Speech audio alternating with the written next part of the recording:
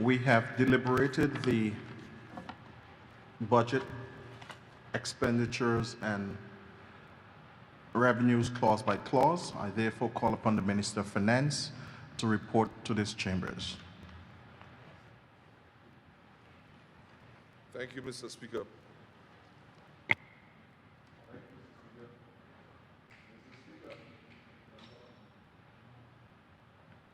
My fault. Thank you, Mr. Speaker. Mr. Speaker, sir, has been a long session, but worth the length of time to make sure that we get all aspects of the budget correct. So, Mr. Speaker, sir, I beg to report that the expenditure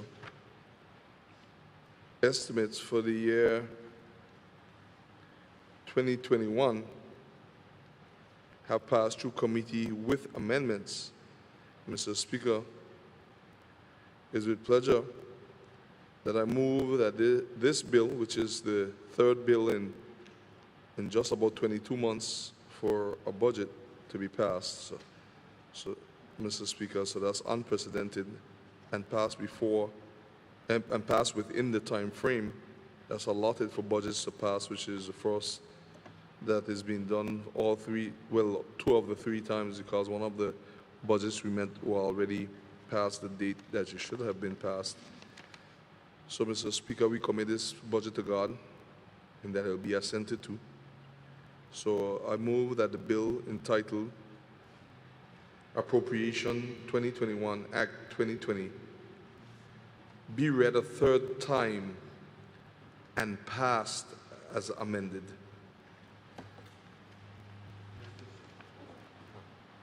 Mr. Speaker, I rise to second the motion. Honourable members, it has been moved and seconded that the bill entitled the Appropriation 2021 Act 2020 be now read a third time and pass as amended. Those in favor? Those against? The ayes have it. The motion is passed. Therefore, I call upon the clerk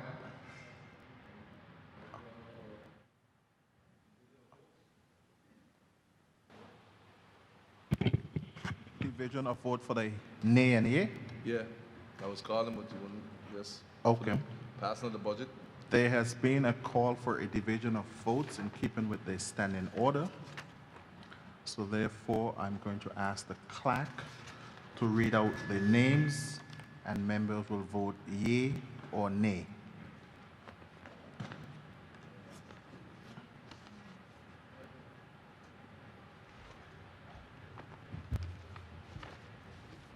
Mr. Speaker, Honorable Alvaro Maduro Keynes. Mr. Speaker, we can't hear. Yeah. Honorable Shireen D. Flax Charles, Territorial Member. Yeah. Honorable Shari B. De Castro, Territorial Member. Honorable Andrew A. Foy, Member for the 1st District. Yes. Honorable Julian Fraser, Member for the 3rd District. Honorable Calvin Malone, Territorial Member. Honorable Marlon A. Penn, Member for the 8th District. Honorable Kai M. Reimer, Member for the 5th District. Honorable Neville A. Smith, Territorial Member. Yes. Honorable Melvin M. Turnbull, a Member for the 2nd District. Honorable Mark H. Vanterpool, Member for the 4th District. Dr. the Honorable Natalia D. Wheatley, Member for the 7th District. Honorable Vincent O. Wheatley, Member for the 9th District.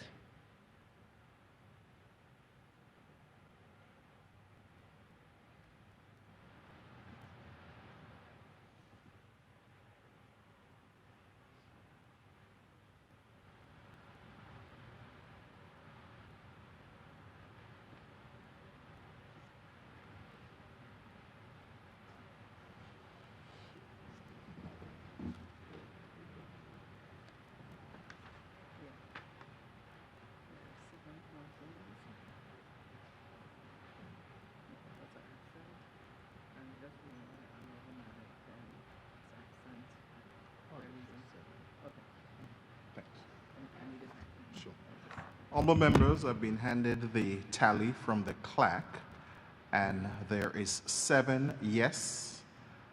Therefore, being a majority, the appropriation bill has succeeded, and I will call upon the clerk when she gets back to her seat to read it for the 3rd time.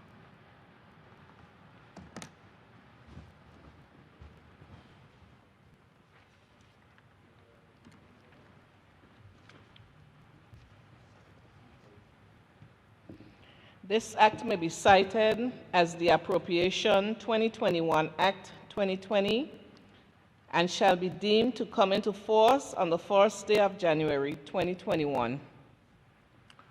The Appropriation Act has been read a 3rd time and passed as amended.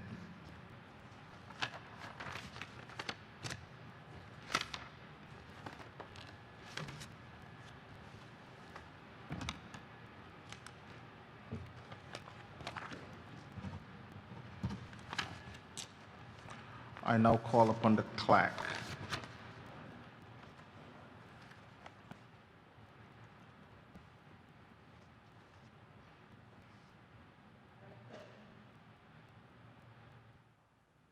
Item 7.2, private members' business.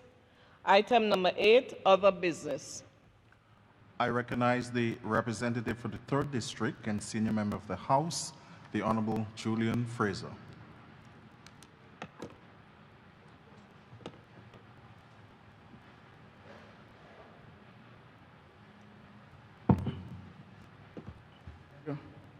Thank you, Mr. Speaker.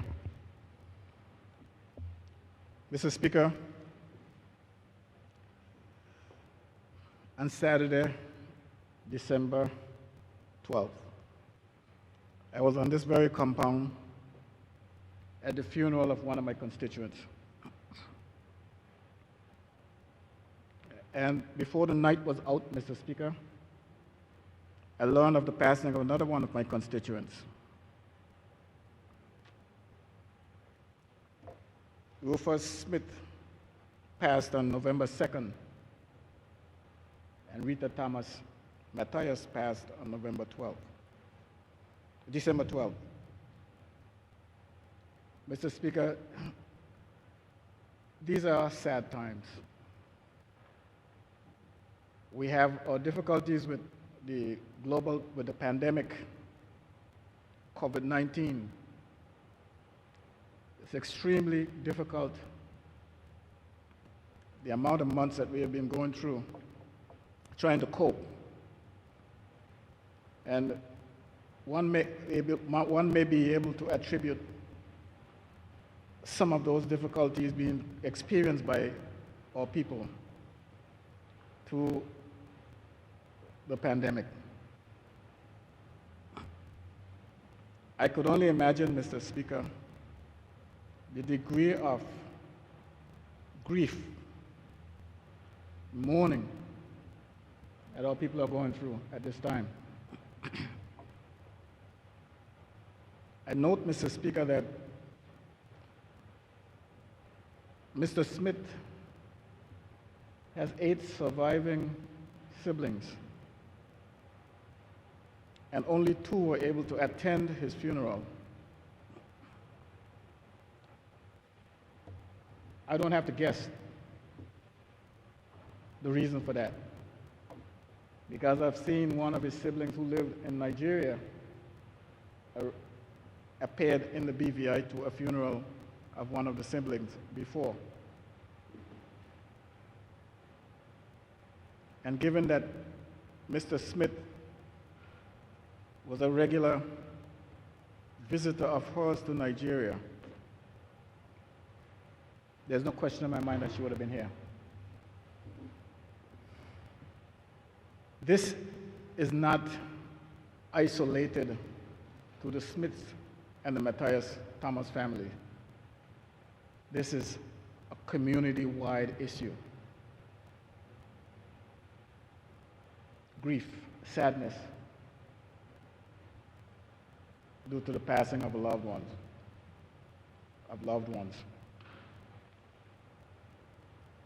I urge, Mr. Speaker, all the people of the territory to be mindful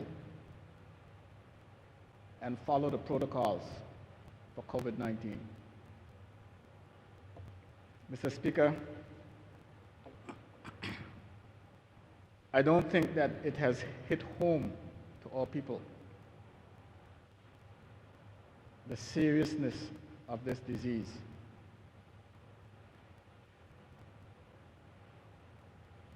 If you go to functions, there is a cavalier attitude towards social distancing. No matter where you go, the issue of wearing a mask seems to be an issue. So I am not convinced, Mr. Speaker, that all people understand and have gotten the message. This is not to say that the message isn't out there. It is out there, but the people haven't gotten it.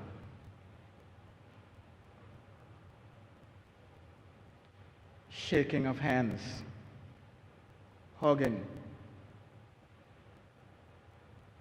This is not 2019.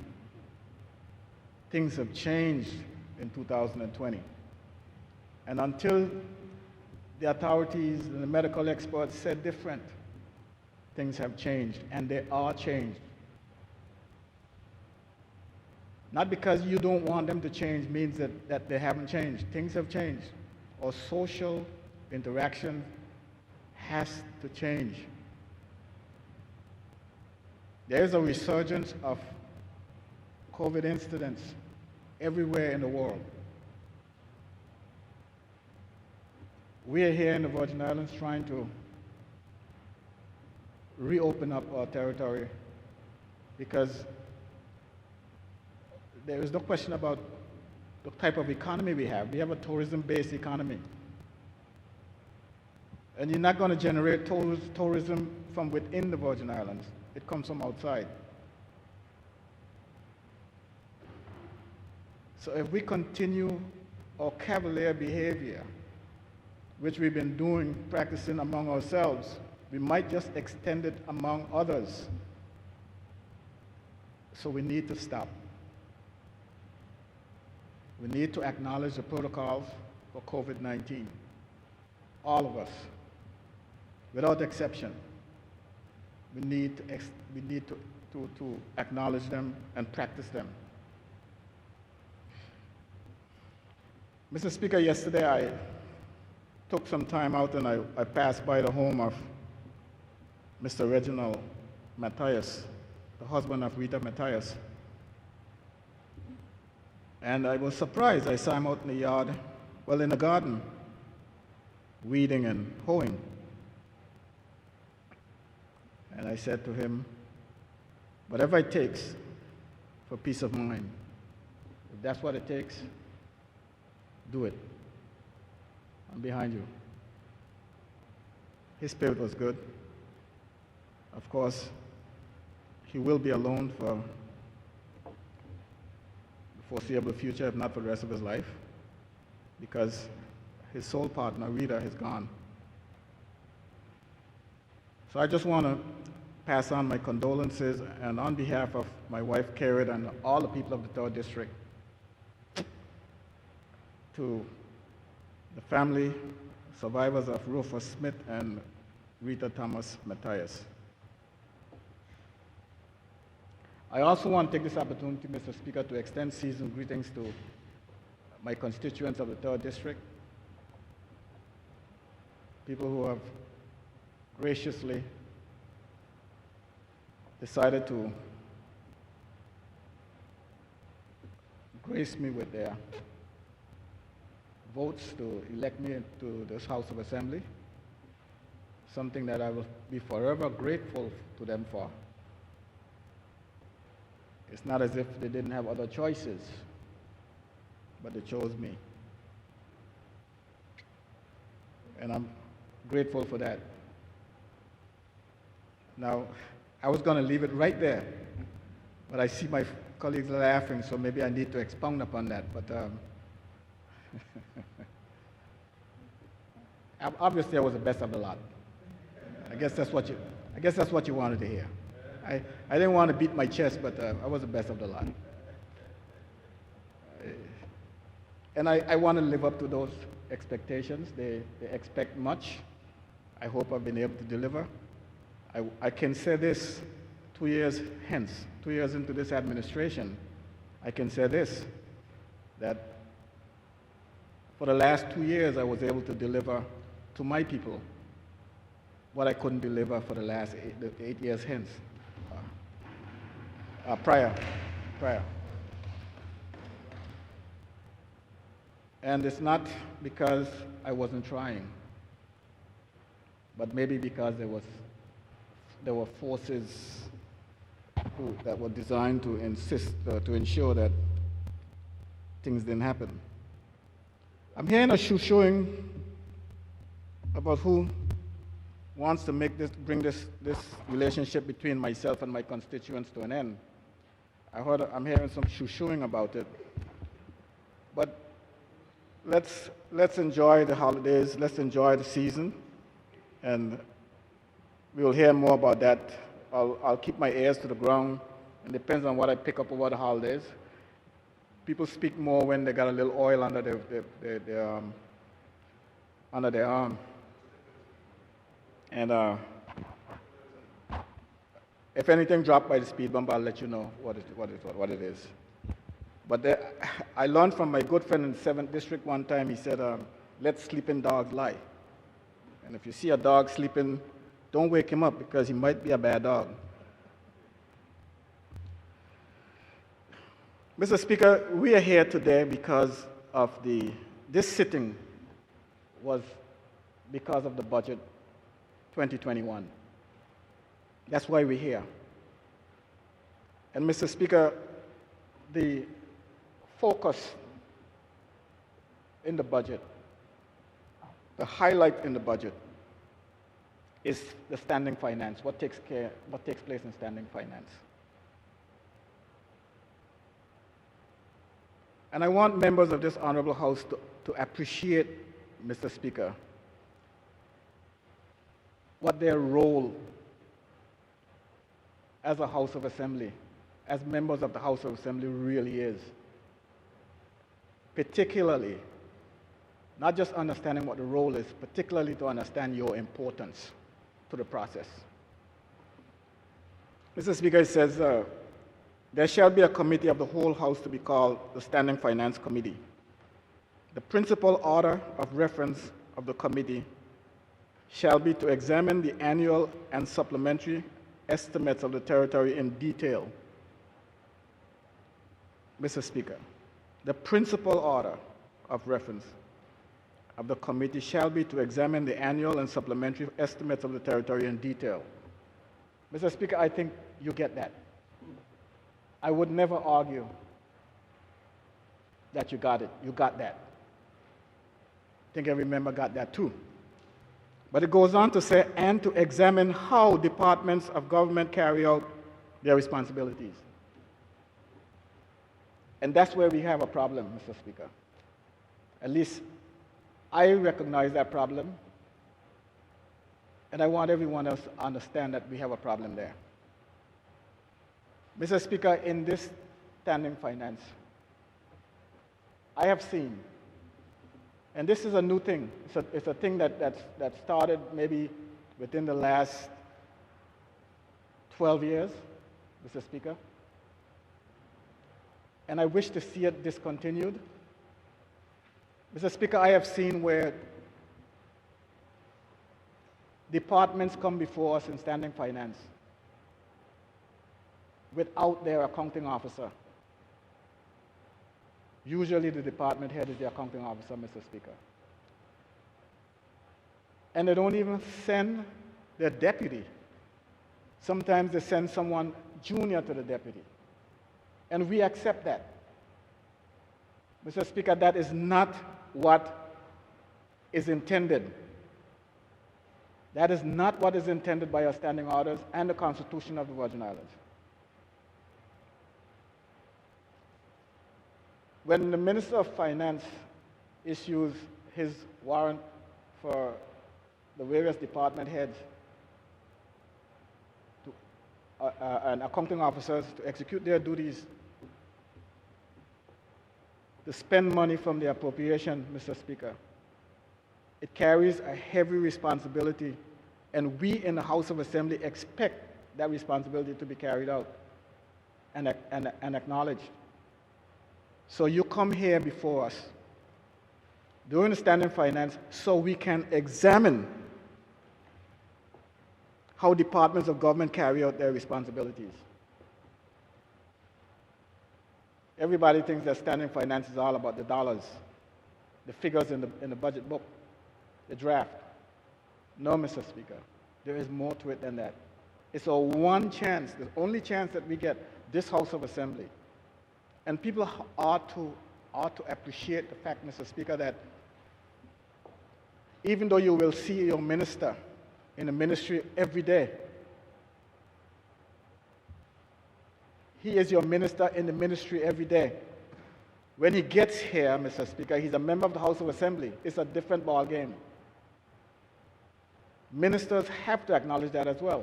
When you come to the House of Assembly, it's a different ball game. So even though you are the one who are responsible for the administration of the ministry and the subjects, you have to account to us. Look at yourself as wearing two hats. You have to give an accounting. So that's why, Mr. Speaker, we need to discontinue this cavalier behavior of when departments show up before us as standing finance, they can just walk in and introduce themselves and like nothing happened. In the past, Mr. Speaker, accounting officers never go on vacation during standing finance. Yes, they never go on vacation during standing finance.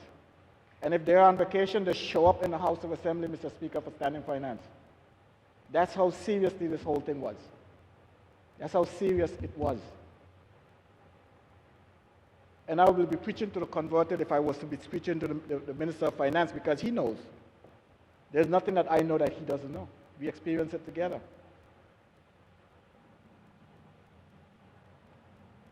And there is a different reaction when the accounting officers come before us and listen to us speak and have to relate to us what their year was like and what their intentions are for the year ahead.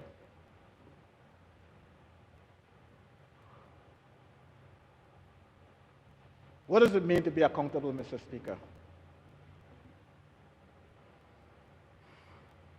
The concept of committee accountability is based on the premise that Parliament has the duty to check on the activities of the executive through a number of measures. Parliament has the duty to check on the activities of the executive through a number of measures. There are several committees that we have for that purpose, Mr. Speaker. The committees in Parliament are central to ensuring accountability of Parliament itself, of all the ministries and agencies under the executive arm of the state. Essentially, the work of committees is to systematically sustain scrutiny of the executive, ensuring government accountability and transparency to Parliament, ensuring government accountability and transparency to Parliament. I'm sure that ministers from time to time will have a little difficulty at their ministries or departments, seeing that things aren't done exactly the way they're supposed to be done or the way we intended them to do. And they themselves has questions. Or they might have questions across ministries.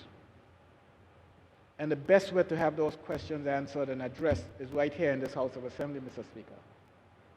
And when else do we get a chance to interact with public servants? It only happens once. So I implore you, Mr. Speaker, to take our responsibilities as a parliament seriously.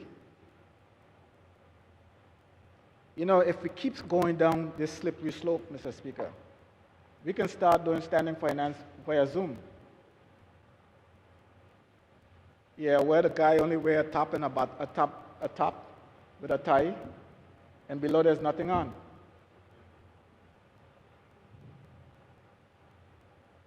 Mr. Speaker, this is where we're heading. You're going to have accounting officers 15 years from now saying, well, I don't have to be there, I could do it from here. Where is here? And then you're going to have ministers who are going to be accepting that. We have to be careful, Mr. Speaker, because the ministers that I'm looking at here today may not be the ministers 15 years from now. It might be the ones who are just graduating from high school right now, who might be the ministers 15 years from now. And as far as they're concerned, that's the way things are.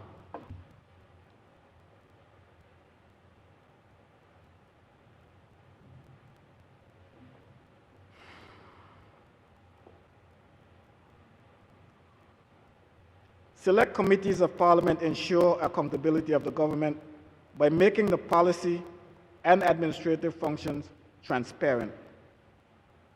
The Public Accounts Committee and the Public Administration and Appropriation Committee, the Internal Audit and External Committee, Infrastructure and Physical Development Committee, Human Resources Committee, Oversight Committee, by scrutiny, scrutinizing the executive powers and activities. Mr. Speaker, I've seen where members of this House of Assembly does not understand their powers. They do not understand their responsibility. And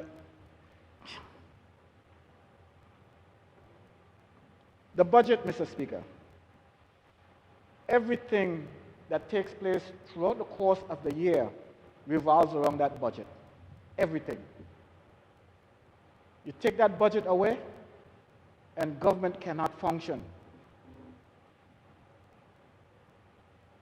And the only thing between that book, that budget that we pass in this House, and the functioning of government are those accounting officers.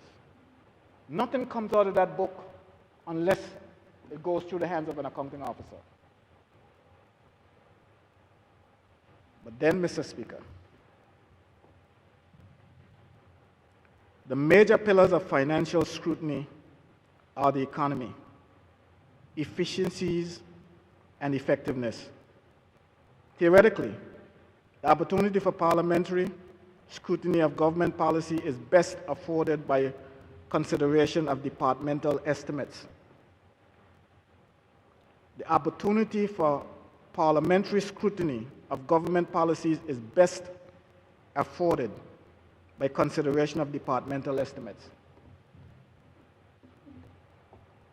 Because the government cannot spend money for any purpose not specifically approved by Parliament, and because estimates procedure allows parliamentarians to investigate the aims of public expenditure, the process could permit the committee to scrutinize and influence the direction of government policy. We just had a division of votes, Mr. Speaker. We just had a division of votes. And that division had to do with the passage of the budget. All the things that we've gone through since the day the Premier gave his budget address until just now, a few minutes ago, came down to that vote, Mr. Speaker, where members had to say yea or nay. Who said yea or nay? Who was it that did that? was the members of the House of Assembly. The same people who said yea could have said nay. And like I said before, Mr. Speaker, there is the book with the figures, there's the accounting officer, and then there's execution. Everything that happens throughout the territory in the year 2021. What if we had voted it down? What if we had voted it down? What if the 13 members of this House of Assembly had said nay? Or let's say 7 had said nay. And you're going to tell me, Mr. Speaker, you got people coming into this House of Assembly telling us that they can't talk about that. I can't talk about that. The human resource person came here, and they're telling us that we can't talk about this, we can't talk about that because of personal matter. And you, Mr. Speaker, sit there and acknowledge it to be fact. They don't do these things anywhere else in the world. You're going to tell us, else we're going to tell you. You need the money to execute your duties. If you don't tell us what you're doing, you can't get the money. And the Premier is culpable with this too. Check the word out before you jump up.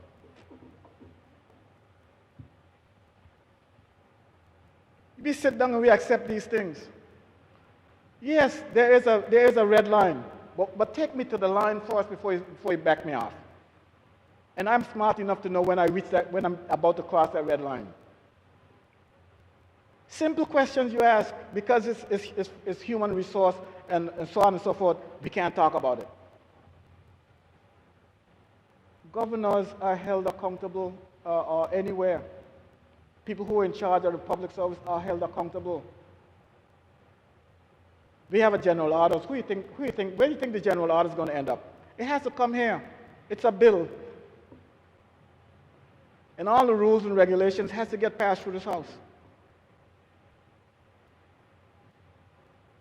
We know what to say, we know what not to say, we know what not to ask, we know those kind of things. But there are some general basic questions that we need to get answers to.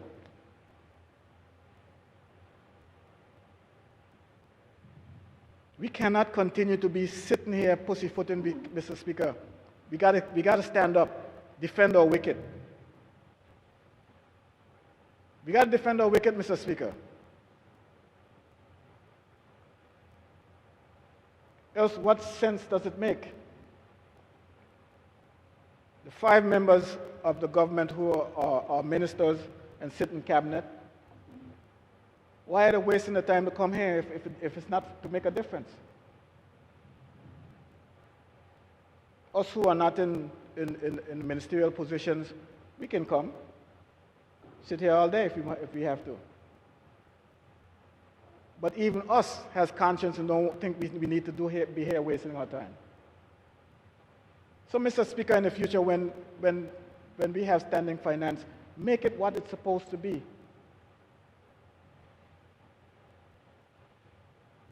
We're not what you would call, it's not babysitters. We're not floor rags. We're not furniture. We're active, living, performing human beings. We have a role. And we need the public, the public service, the executive, and everyone else to know that we have a constitutional role to play in the functioning of this country, the effective functioning of the country. We can't continue to allow people to look at us as 13 guys who come here, guys and gals, who comes here seemingly because they have nothing better to do. Far from it. Far from it. Why does people want to get elected to the House of Assembly? That's a whole other question, Mr. Speaker. Why does people want to get elected to the House of Assembly? Do they have a clue what our duties and responsibilities are?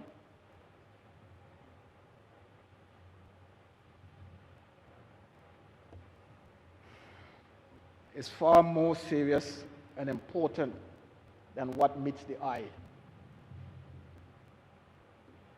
Yeah, I might walk into an establishment and somebody would call me Honorable Fraser, and I might get walked up to the head of the line and all that kind of stuff. But that's secondary, meaningless to why we are here. And we cannot allow ourselves to be treated like that when we are here.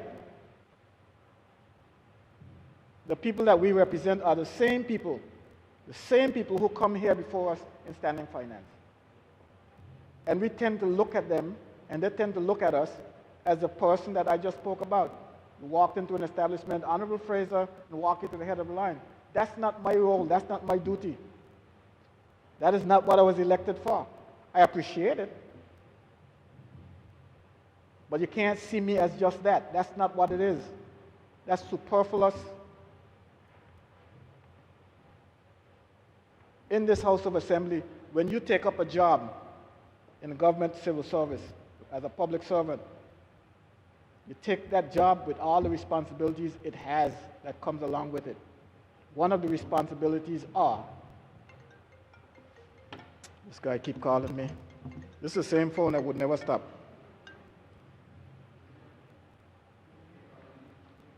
I'm telling the truth, right?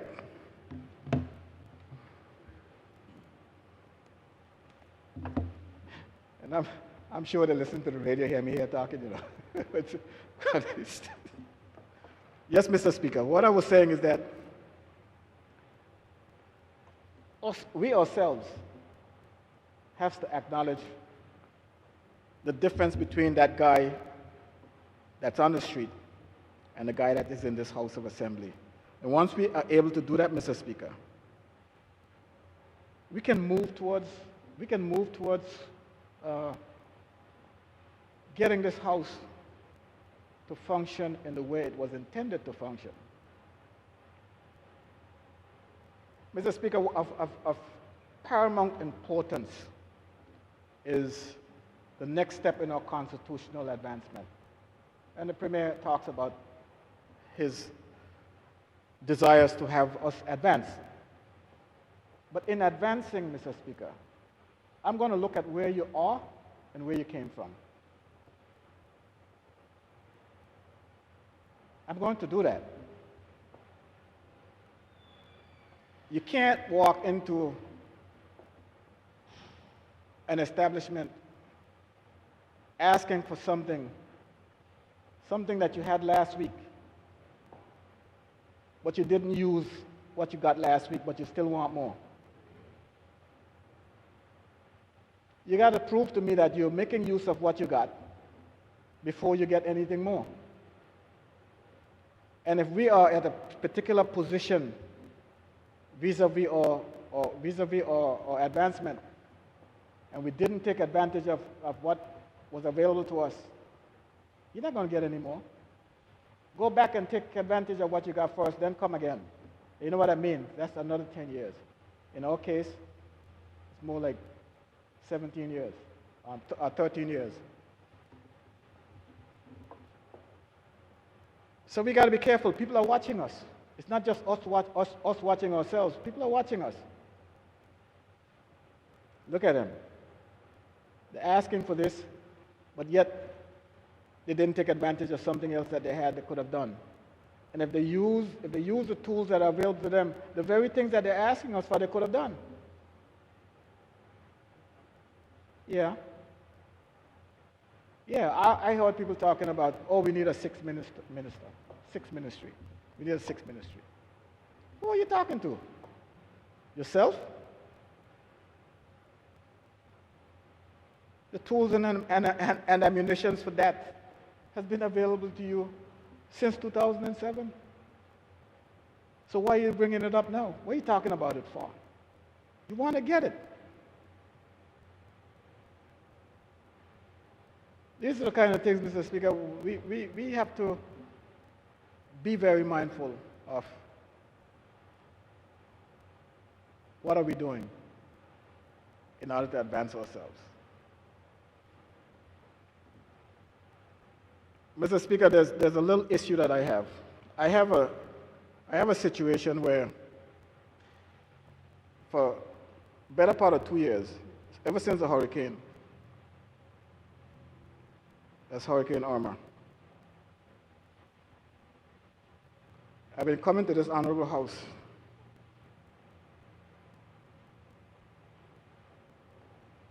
and I've been asking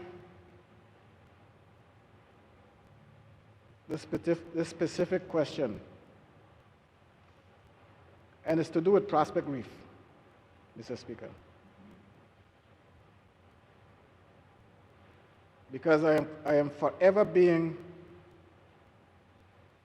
asked to assist with moving a process forward.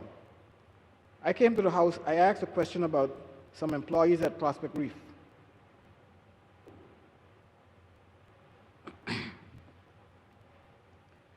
And this is how it went, Mr. Speaker, in Standing Finance.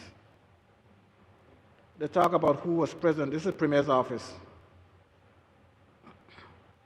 I'm reading, Mr. Speaker, I'm reading the minutes. Head 2220, Premier's office. Present, Mrs. Carolyn O'Neill Martin, Permanent Secretary, Premier's office. Mrs. Elvia Smith Maduro, Deputy Secretary, Premier's office. Mr. Clayton O'Neill, Finance and Planning Officer, Premier's office. Note 330. The panel introduced themselves for the benefit of the committee. The panel introduced themselves for the benefit of the committee. I'm reading this as it happened, Mr. Speaker. I'm not leaving out anything. The member for the 3rd District inquired about Prospect Reef staff working but are not being paid. I have a little charge about this, Mr. Speaker. I don't know why they don't put the dates on these minutes. So I don't know what date it was exactly, unless I go back and start checking. The Permanent Secretary of the Premier's office stated that no one is currently working at Prospect Reef. She also stated that Cabinet has approved funds to cover the debts at Prospect Reef. The member for the 3rd District still insisted that there are people working at Prospect Reef. The Permanent Secretary of the Premier's office stated that no one is working there and that the board member resigned since 2018. The member for the 3rd District inquired about how long has the debt been outstanding. Permanent Secretary, Premier's office stated she is not aware, but she saw outstanding bills from 2018. There being no further question, the chairman dismissed the panel.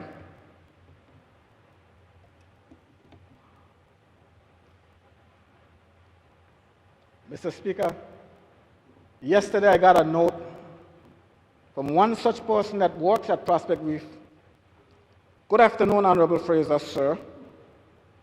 Please do not forget us. From Prospect Reef today, sir. We have not gotten any money as yet.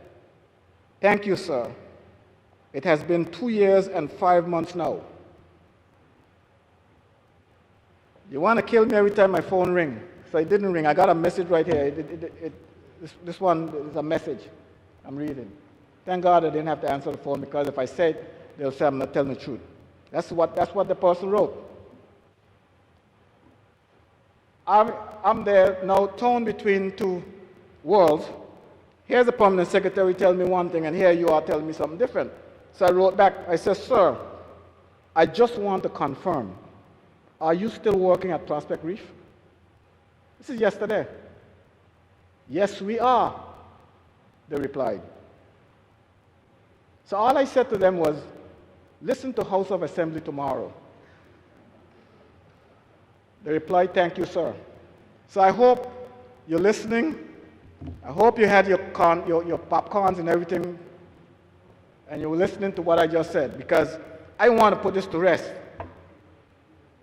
just as much as you want to. Mr. Speaker, Prospect Reef is in my district. It's one of 2 major investments that government has in my district. That and Ellis Thomas Downs. They have both been decimated by the hurricane. and I haven't seen a finger lift to do anything about them. I know there have been discussions and talks and all the rest of it from the Premier's office regarding Prospect Reef. But these are people that I've been trying to represent since the long time ago that I told you, that I've been after this whole issue, Mr. Speaker. So I hope that somewhere along the line, somebody's going to do something about what I just said, this whole issue with Prospect Reef. Mr. Speaker, in Standing Finance, we came to a point where we were discussing some derelict boats in the Seacoast Harbor, derelict boats. There was this tug of war as to whether or not it's going to be done by going to be removed by RDA, which I don't even know. RDA has been around for a while, right after the hurricane was established, and they had a mandate. I don't know what this government's agenda is regarding RDA, or they're going to be removed by the Ministry of Natural Resources, Labor and Immigration. But all I know, Mr. Speaker, is that they have been there since the hurricane, which is since September 2017. One broke loose some days ago, and it ended up on the other side of the bay, still there on the bay. We have to take ownership, Mr. Speaker, of what's going on in the territory. We have to take ownership. This back and forth and tug of war, the kind of figures that I heard banting around to move some boats, is absolutely ludicrous, Mr. Speaker. Ludicrous. Between the minister responsible for the subject and the Premier, something has to be done. I see the last administration issue 2 contracts valuing $1.5 million to dredge the harbor. And they've been down there now forever in the harbor. Minister, these things can't happen just like so. We sold land to people in the Nibs estate, and the estate still hasn't been completely subdivided. Let's spend our money wisely.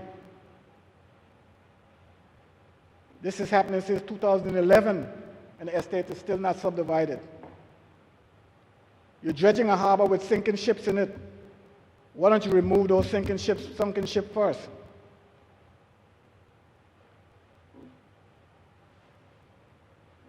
We got to do things before somebody else come and do them for you.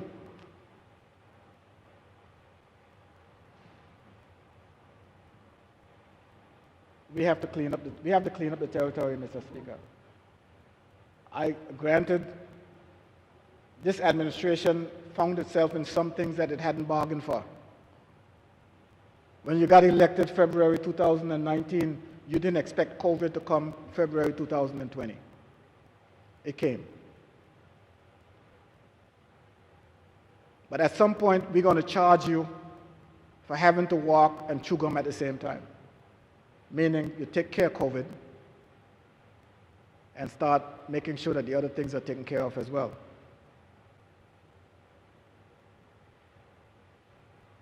Mr. Speaker, I ran into a small situation. It just needs to be mentioned. It's not to be addressed right now. But I'll put the Minister for Education and all the good stuff on notice. And I couldn't help being in a basketball arena to be able to mention this. The basketball court in Seacoast, Mr. Speaker, has been talked about for quite some time, about its condition. Some little things have happened, but those things too, we have situations with who's responsible for what and when it's going to get done. And like I always say, there was a time when that basketball court had a toilet facility functioning. There was a person commissioned to maintain it regularly. All those things have gone by the wayside.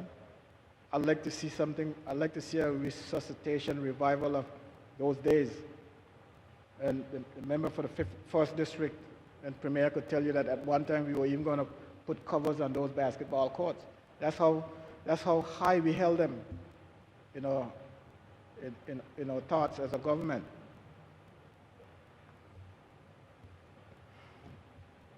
But most importantly, Mr. Speaker, what I intend to do to see happen, Minister, is that court gets named. That basketball court gets named. And for you, it should be small, because it's a Sicklesby East End man, Long Look man, Mr. McLean, whose name I have in mind for it, Milton McLean. There was nobody that I can see anywhere that has basketball running in their blood like him. I left Tortola, left him Sicklesby. When I came back, I heard him saying he's from East End. I tried to figure it out, but I don't want to accept it. He's actually a Forbes, if you ask me. But you know how those things work back in the old days. But Mr. McLean, Milton McLean, that's something that you and I will work on. I'm sure that it's not a mammoth task. We could handle it.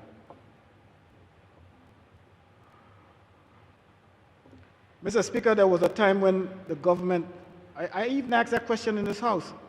The last government had given a contract to some consultant to design some roads. And one of those roads were coming from Slaney by Prospect Reef down. It didn't go too far, but it cost a mint.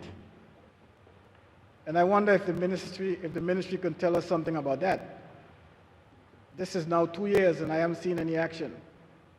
The contract was issued and the people got monies and all kinds of stuff to do that work. I'd like to hear something about it, Mr. Speaker.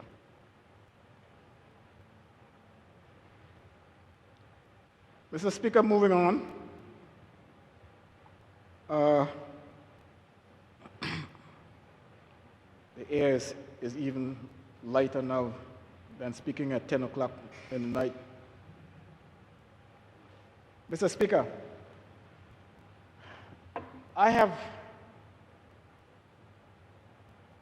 found myself on a mission, and I consider it to be a mandate of mine, Mr. Speaker. Because I think that more than anyone else in this honorable House, except maybe for the Premier, I'm in a better position to deal with issues like this. These are issues that has to be dealt with, and I'm going to deal with them, Mr. Speaker. Mr. Speaker, I am not the representative for the Accountant General. She's not in my constituency. She has a last name, that's Smith. And I dare you to find a district with more Smiths than mine. But she's not from the 3rd District. Smiths.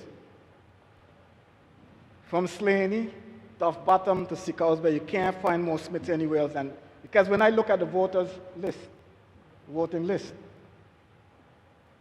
so, oh, geez. And just like that, they put Smiths up against me. But it don't work like so. So I go. But this particular Smith, Mr. Speaker, is not in my constituency. But it's that, the point I'm trying to make is that on matters like this, it matters not to me where you come from. Because it's a dagger in my heart what's happening to that young lady at the Treasury. Whether she's from up in Far Hill area, and they got some fancy names up there, like George's Northside and all that. I ain't getting into exactly which particular demographic she fall into. But all I know is that she's a Virgin Islander, and she deserves better. She deserves better. Acting in that position for 6 years, and the Premier is going to come here and boast. He boasts. Last year, he passed 2 budgets in 1 year. 3 budgets in 1 year. 3 budgets in 1 year. When you pass a budget, Mr. Speaker, every cent of every dime, of every dollar has to pass through the Treasury. It does. Last year's budget was $414 million, Mr. Speaker. This year, $402 million. They had to pass through the Treasury. I see right now, Mr. Speaker, and within the last few months, if you make a request to the House of Assembly, as we do, I saw checks showing up the next day. Despite, Mr. Speaker, the dereservations and all the rest of it that's attached to them. So don't give me this nonsense that I'm hearing. Don't give it to me. Like I said, I'm not the representative, so I expect the representative to deal with this matter, if you know what's good for him. It has to be dealt with. You got this young lady at the Treasury just knocking about. If you go up in the Treasury right now, Mr. Speaker, and you look in the place, you wonder, well, how could people work in this condition, under these conditions?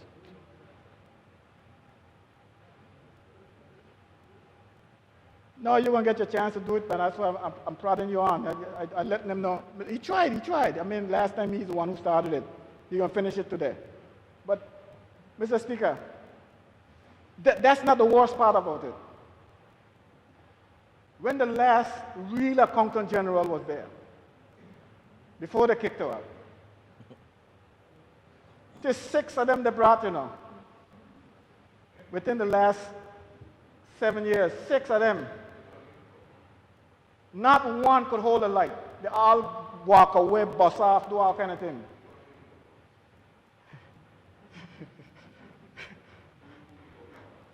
That one was kicked out under another administration, under the NDP administration. Could we allow the senior member to speak uninterrupted? And not only that they brought in these people, they had a consultant there as well, Mr. Speaker, a consultant. Never heard of before. And to this day, who's holding the light? This poor young lady. Some people were saying that she don't have a degree. She got a degree. Brought her here and started asking her questions, and she revealed her academic credentials, and some people were surprised. She walks softly and carries a big stick. She gets the job done. Now, when the last financial secretary was here, Mr. Neil Smith, before he left, at Standing Finance, the question came up. Mr. Smith assured us that he was conditioning Ms. Smith to become Accountant General. She was being conditioned to become Accountant General, and that step was so close to taking place. We expected it to have happened, but he had to move on. And this financial secretary, the first time he was asked, gave the same impression, except with the exception of certain things, little things, tinkering, Ms. Smith will become the Accountant General. At least that's the impression we got. Except for this last time. This last time I'm hearing something totally different. So here's my position on this, Mr. Speaker. Here's my position. It has everything to do with who you are in this place. And I am determined to see that stop, because I know what it's like, Mr. Speaker. I lived that. If I didn't have options in my life, I would have been just another loser in this place if I didn't have options. It ain't because of what people could have done for me here that I am where I'm at today. It's because I had options. Not everyone has options, Mr. Speaker, and we should not have to live like that. That's why I am here. That's why the member for the 5th is here. That's why the member for the 9th is here. And the member for the 1st. And all of you, that's why you're here, to make sure that these things are evaporated. They have to disappear. It shouldn't have to do with who you are. I'm sure if you check the Accountant General's background, she don't have no doctor as her father, no lawyer as her mother. Probably don't even have a Rotarian as her friend. But it doesn't have to be that way in order to get what you deserve, get what you should have. These are the Virgin Islands. When you're going to tell me that she isn't ready, after 6 years running the Treasury, she isn't ready, what are you telling me? Who's ready? Who do you have earmarked for this position? And I want the Premier to understand that I understand, and I know that that's not the way we do business in the Virgin Islands, at least not in the party that he's in. I was there. Kind of remember.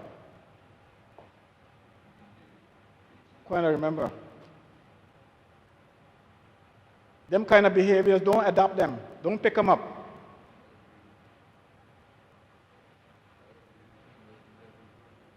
The only thing that young lady is guilty of, only thing she's guilty of, is being from Far Hill, like that's not part of Tortola.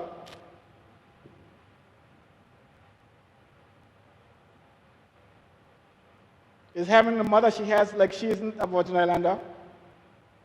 Having the father she has like he isn't a Virgin Islander. She's done everything that has been asked of her. And now I'm here sitting, and we came here to stand in finance expecting to hear, well, we have crossed the threshold now, it's only a matter of time. We're hearing all kinds of stories. Listen to one of the stories, Mr. Speaker. Listen to one of them. The government has changed its accounting principles, policies and principles, and moved from cash accounting to accrual accounting. So naturally the books are going to be different.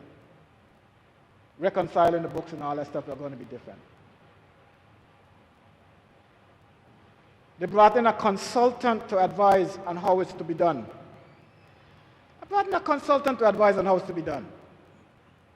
The consultant did his work. The Accountant General forwarded the report, the accounts of the government to the Auditor General. The Auditor General has issues with it. Whatever those issues are, I'm sure they're not insurmountable. You know who they're blaming for this? They're blaming the Accountant General. You brought a consultant. And I guarantee you, Mr. Speaker, that the Accountant General didn't hire the consultant. That consultant must have been hired by someone else.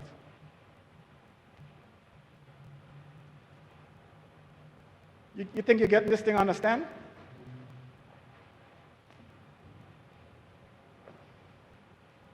You think you get it understand?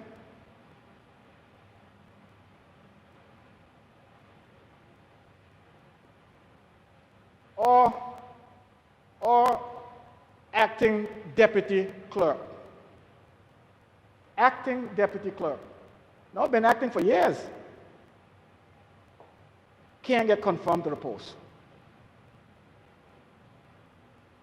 I've seen people in this territory, Mr. Speaker. Name was mentioned for positions.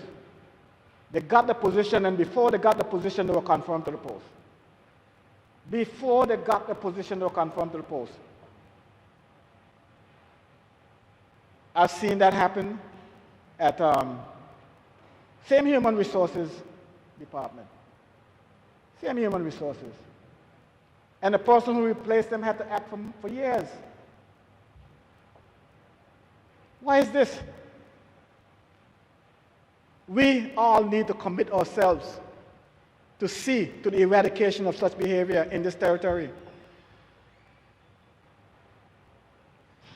Because you're not always going to be sitting here as a minister. You're not always going to be sitting here as a minister. The day you walk away, your child, it means not your child, your grandchild, will be subjected to this kind of behavior. No, this is your country. You should not have to live like that in your country. In another man's country, maybe. Even in other people's country, you got rights. You see what those guys in the UK has recommended? That everyone who lives in the territory should be able to vote, as long as they're a Commonwealth citizen. They're looking for their rights in your country. but you don't have any in your own country. Stop it. We have to stop it. We need to start here. No, stop it. And that young lady needs to be confirmed as Accountant General of the Virgin Islands. She needs to be confirmed. And that's not the only position here in the Virgin Islands that is plundering like that and floating around. For some god or some lord who somebody died and left it in the will for. You don't die and leave things in the will unless it's yours. It has to be yours in order for you to leave it in a will. First, you acquire it, you own it, so you could will it to somebody else. My God. Jeez, I had no one to talk to. No one to talk to when I was trying to get into secondary school. No one. I said, trying.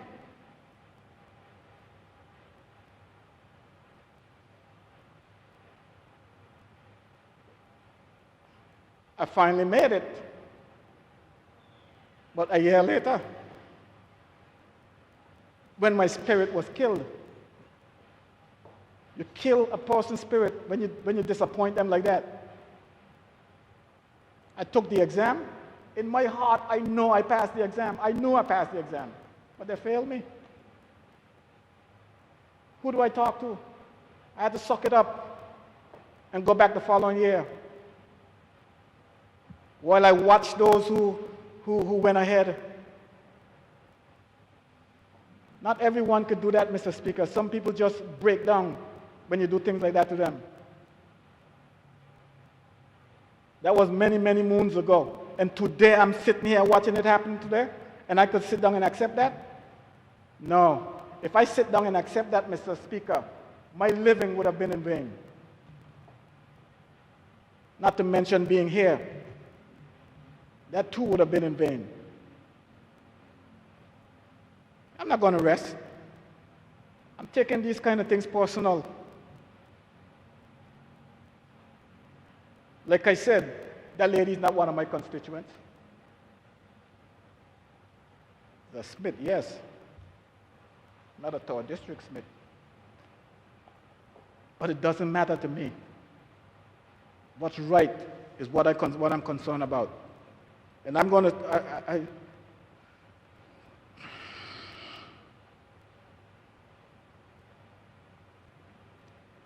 Mr. Speaker, permit me.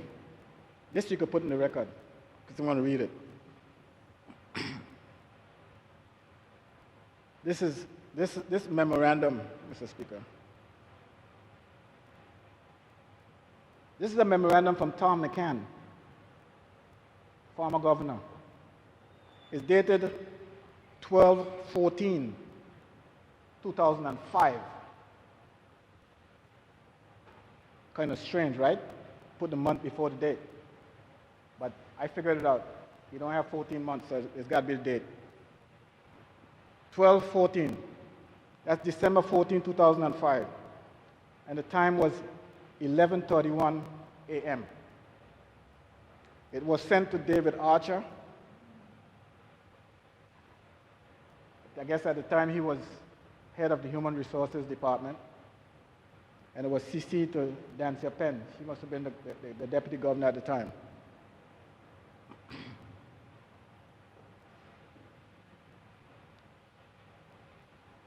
Mr. Speaker, the memo read, subject, appointment of financial secretary. Dear HR, I discussed on Monday, 5th December, with the Deputy Chief Minister his preference for the long-term staffing of the post of Financial Secretary.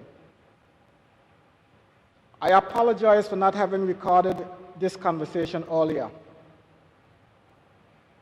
The Minister takes the view that the present situation where the Financial Secretary post is held on an acting basis by the Accountant General. Let me put this in context, Mr. Speaker. The Accountant General was the person who they summarily dismissed, who happened to be Karen Fraser, my wife. It says, on an acting basis by the Accountant General with the Deputy Financial Secretary, who has been in post for close to 3 years, still working as her deputy, is not a satisfactory one. He further takes the view that Mr. Neil Smith is now ready to pick up the reins as Financial Secretary, albeit with the need to enhance his skills in some areas,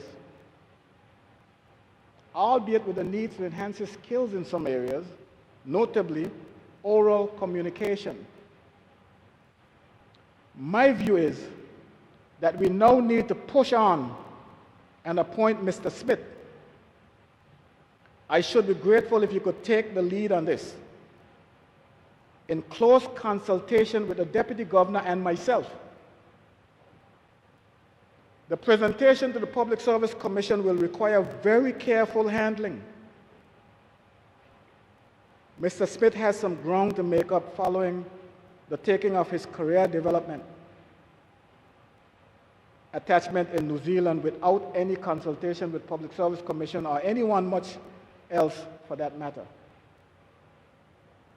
It must also be linked to a career path for Mrs. Karen Fraser, Tom Mccann, Governor BVI, da-da-da. He said it must carefully be linked with a career path for Mrs. Karen Fraser. Let the record show that that didn't happen. What happened is that Mr. Neil Smith was made the Financial Secretary. Points that I want to make from this, Mr. Speaker. Don't get lost. Don't get lost in all this. Let me make the point. The minister at the time was Ronnie Skelton. That's who was the Minister of Finance. Honorable Ronnie Skelton. Tom Mccann, the governor, is saying that he had a conversation with the minister. And the minister is telling him that the situation where the acting financial secretary, who at the time was the accountant general, it was untenable for the deputy financial secretary to be working as her deputy, and that it has to be changed. The governor went on to say, he further takes the view that Mr. Neil Smith is now ready to pick up the reins as financial secretary, albeit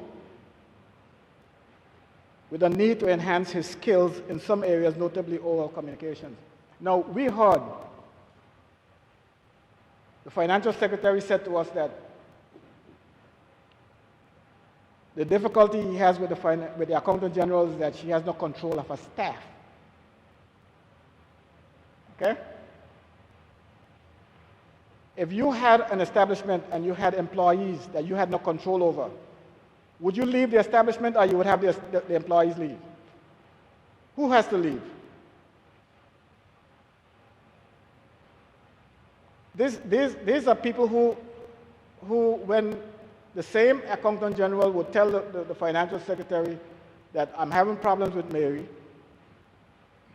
Mary would go to the financial secretary and get other satisfaction that is like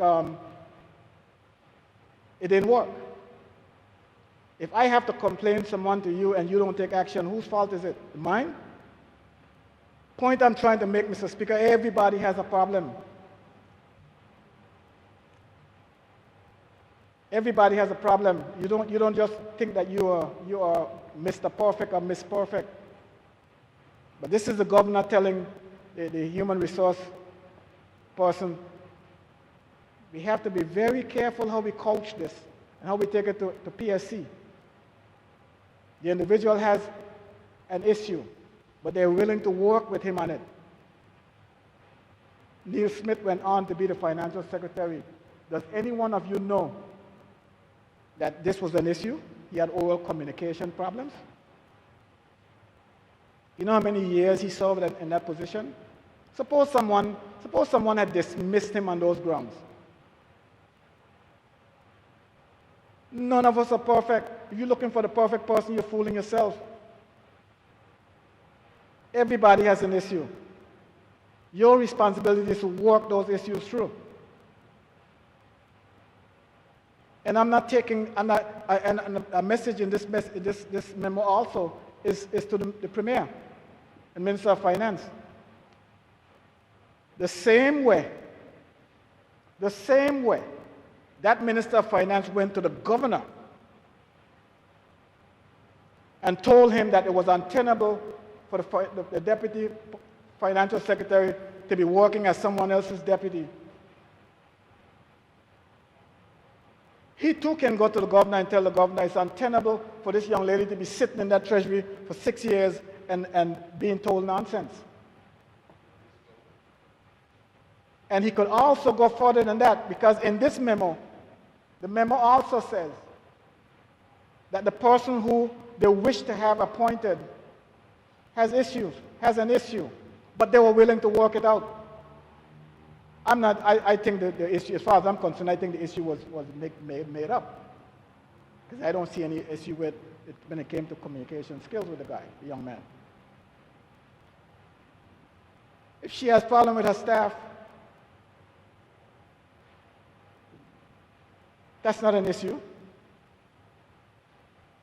In the service, what you normally do, if you got problem with one staff member, you get another one. One sit down, do nothing, the other one do the work. Since you can't fire them.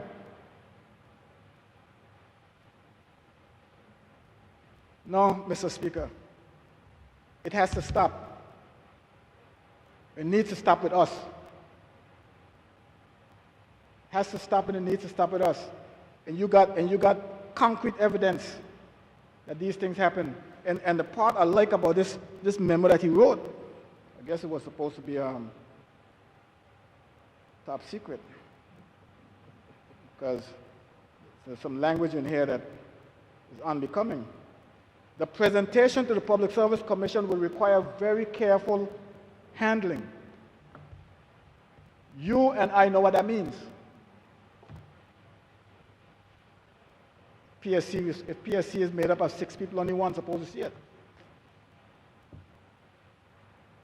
Be working it out behind the scenes. Who does this young lady have behind the scenes to work for her? Who does she have? In the spirit of age levity stout, Mr. Speaker, the member for the 1st District understands what that spirit is.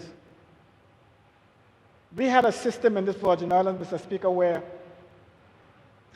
we had a secondary school, and only 25, 24 people used to get promoted to secondary school each year.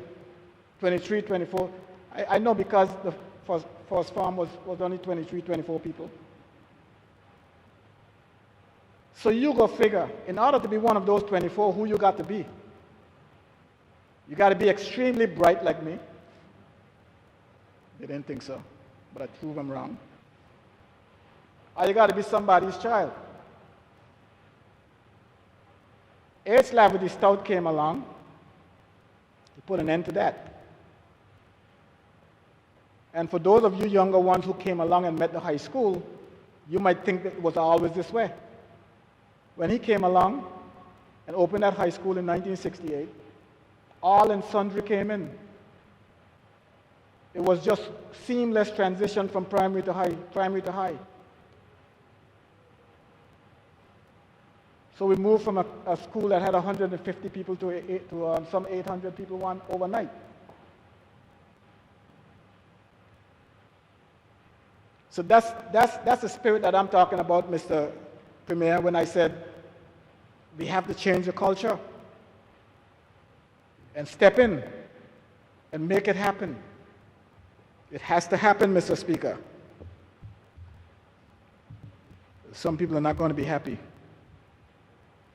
for a long time. Mr. Speaker, I just would like to say again to the territory, my constituents, to have an enjoyable Christmas.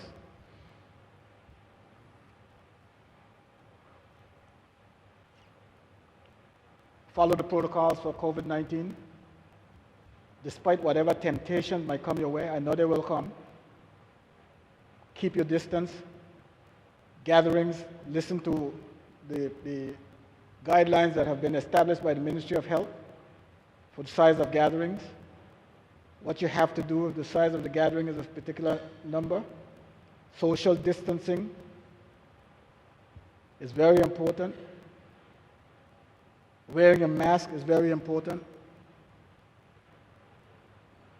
And hugging and all this kind of stuff, leave that for your wife and your husband and your children. But you see somebody walking the street, just say hello. I'm sure you could survive if you just say hello. You would not regret what the outcome is if you do that. And Mr. Speaker, one question I got before I came this morning was, what provisions are being made for the vaccine coming to Tortola, if any? How are people expected to access the vaccine? What are the provisions in place to get it to come here? Thank you, Mr. Speaker. I thank the member for the 3rd District for his presentation, and he has gone over the 30 minutes allotted. But I was asked by the Premier to give him a break. Honourable members, is it your wish that we break now for lunch or we continue? Is that a break or that's a continuation? Okay, I have one member wishing to speak before the break, so we'll allow one member to speak and then we'll take a break. So at this time, I recognize I'm sorry, we still have do we have a consensus? We go straight through or we break?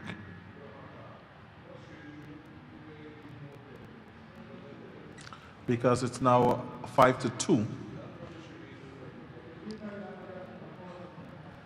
Okay, we're going to go straight through on the basis that it's 15 minutes per person, knowing that the senior member have eroded your time unfairly. I know he was making up grounds for not being here yesterday. At this time, I recognize the Deputy Speaker and Territorial Member, the Honorable Neville A. Smith. Thank you, Mr. Speaker. I did not speak in the budget yesterday, so I think my 2 hours still here. So I don't know much about that 15 minutes. Mr. Fraser, take a couple of mine, but I'm Fraser, but you won't hear yesterday either. Mr. Speaker, I too would like to wish the entire Virgin Islands a Merry Christmas, a God blessing full one with joy and love. Mr. Speaker, I also would like to say that this Christmas, let's spread the love by just saying I love you and spread it all over the world, but do not hug and kiss, Mr. Speaker. We have to realize that COVID-19 is real, Mr. Speaker, is real. And we might have to live with it, but we have to make adjustments, Mr. Speaker, adjustment to our lives, adjustment in everything that we do, Mr. Speaker. It's not the same. I said it before and I'm going to continue saying it. We have to adapt to this new way of living. And don't look at it as a disadvantage, Mr. Speaker. We have to find new ways of doing things. There may be an opportunity in what's going on now, but we're not seeing it because we are so fearful and looking down the road that if I touch somebody, this is going to happen, or this is going to happen. But we have to start thinking ahead. The young people of today have to start looking at new ways of doing business, new ways of conducting the way that we do things, Mr. Speaker. Because it's here. It ain't going nowhere. So we have to adapt. We have to change, Mr. Speaker. Mr. Speaker, what I would like to tell the people of the Virgin Islands today is that we are blessed. We are blessed. The Premier said something yesterday, and I don't know if people really take up what he said when he said that we are God-fearing people. We pray. We go to church and we pray. And if you really listen to that and you look around, you realize a lot of the people that we are conducting business with, they're not that kind of people. They're not, but we are. So we need to continue praying and looking up to God for leadership, because he's the true leader. He's the only leader we have. All people is put here for a reason. Yes, he is the leader. He's leading the cause of God. That's what he put him there for. He talked about when he was young, what he had to go through. But I would like people to look across this side of the aisle. And if you realize that every member that's on this side of the aisle were brought up in that manner. We didn't have anything. We work for what we have, and that's what makes us what we are today. We weren't waiting on hands out from no one. You know, we weren't spoon-fed. And that's why this government is how it is today. Because it's people who care for people who love, people who have feelings. That's why this government is working the way that it's working today. Because we feel what the people are feeling on the ground, Mr. Speaker. That's what's going on here. We could feel, because we were there. We were there. Ain't no more first class, second class, third class citizen. They're gone. It used to be first, second, and third. They're gone. We bring it back. Under the last administration, it was only the lower class and the high class. There was not a middle class, Mr. Speaker. And you could see it, and that's why you could feel what's going on the ground, because what people have to realize, the middle person is the one who actually, how could I put it, who is fuel the economy.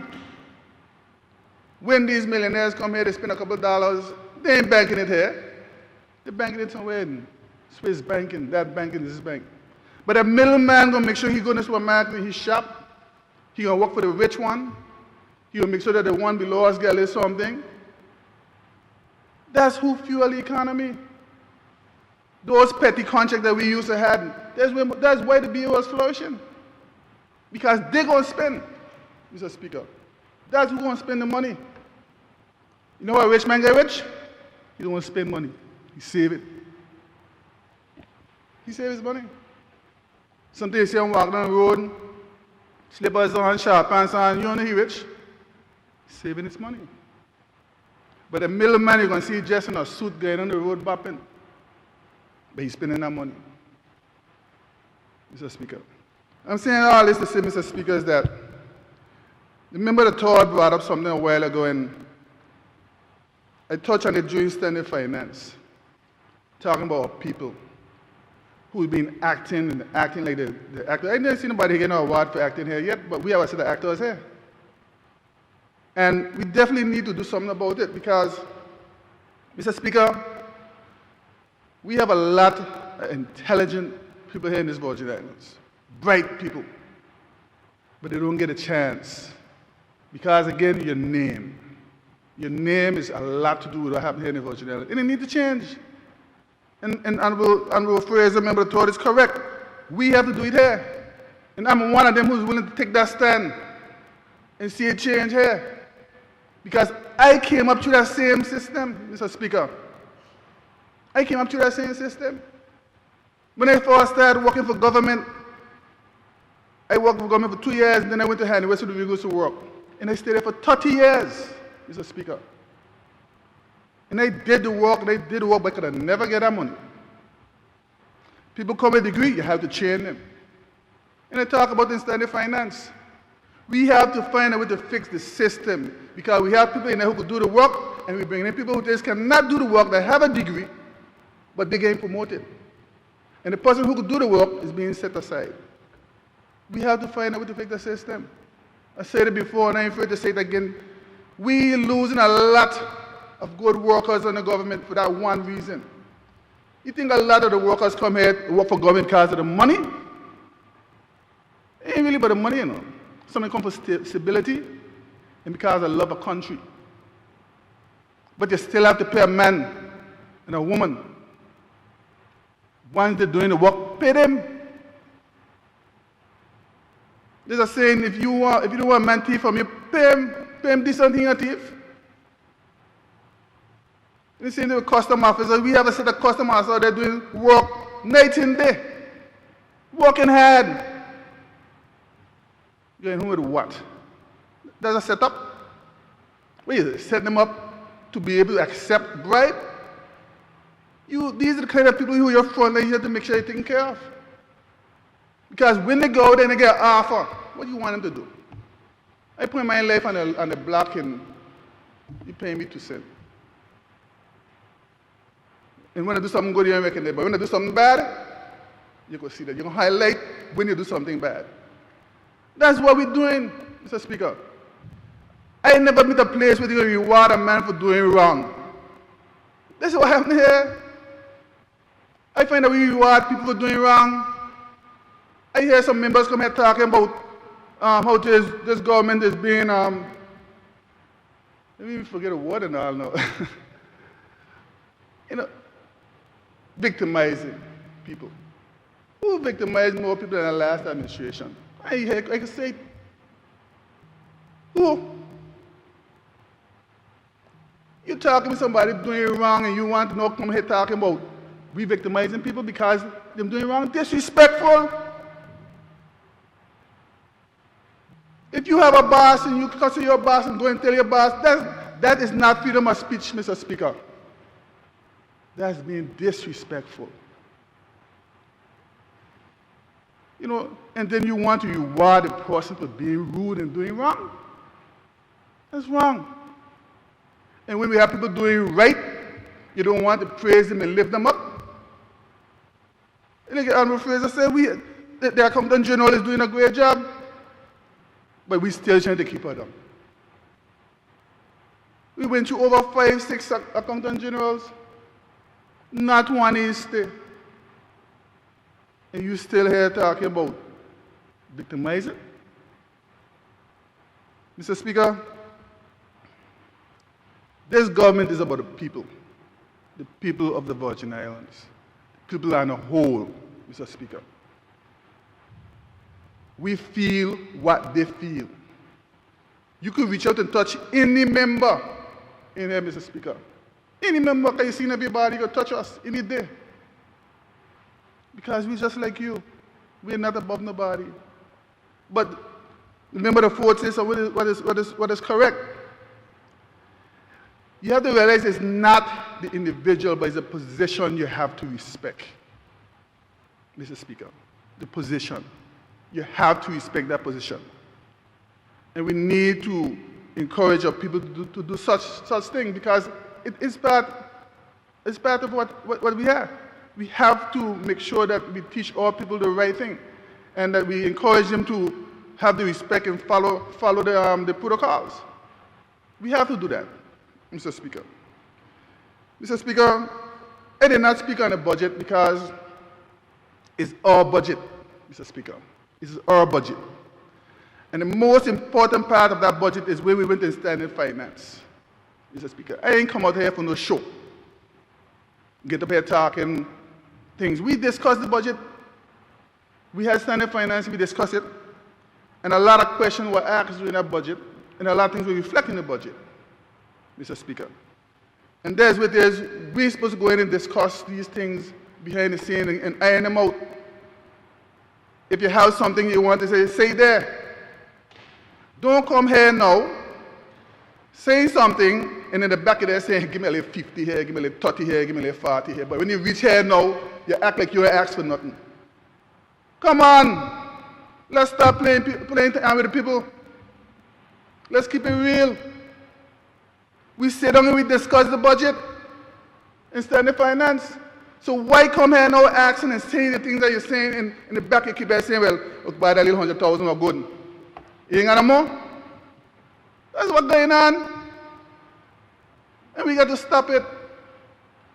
Ain't no show in here. This ain't no show. We come to do the work for the people. Let's stop playing show.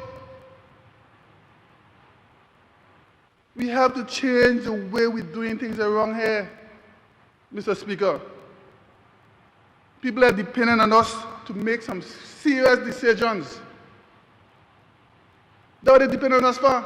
That's why they vote for us for to come in here and work. Not to come here to have a short spectacle, come in like a show. No. I don't tell people I'm not going to get up here and speak unless I have something credible to say.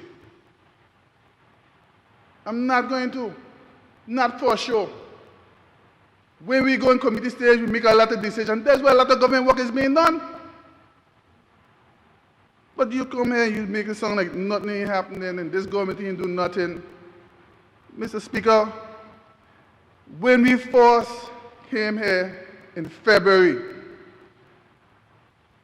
I was so frightened. I didn't know what to do. Because we came in here like on defense. If defense we came here, I don't know, from time we reached here, we had defense, some Hurricane, Irma, and Maria, we had defense. Up to now, we ain't get unleash our offense. And I wait for it, it come in. Because when you hear we release our offense, everybody wonder what's going on. But it come in. It's coming. Because we're going to walk through this COVID-19. This ain't going to stop us. This ain't going to stop us. You know why? Because we people of the Virgin Islands are we call resilient people. We like a challenge. Because we're going to fight through it.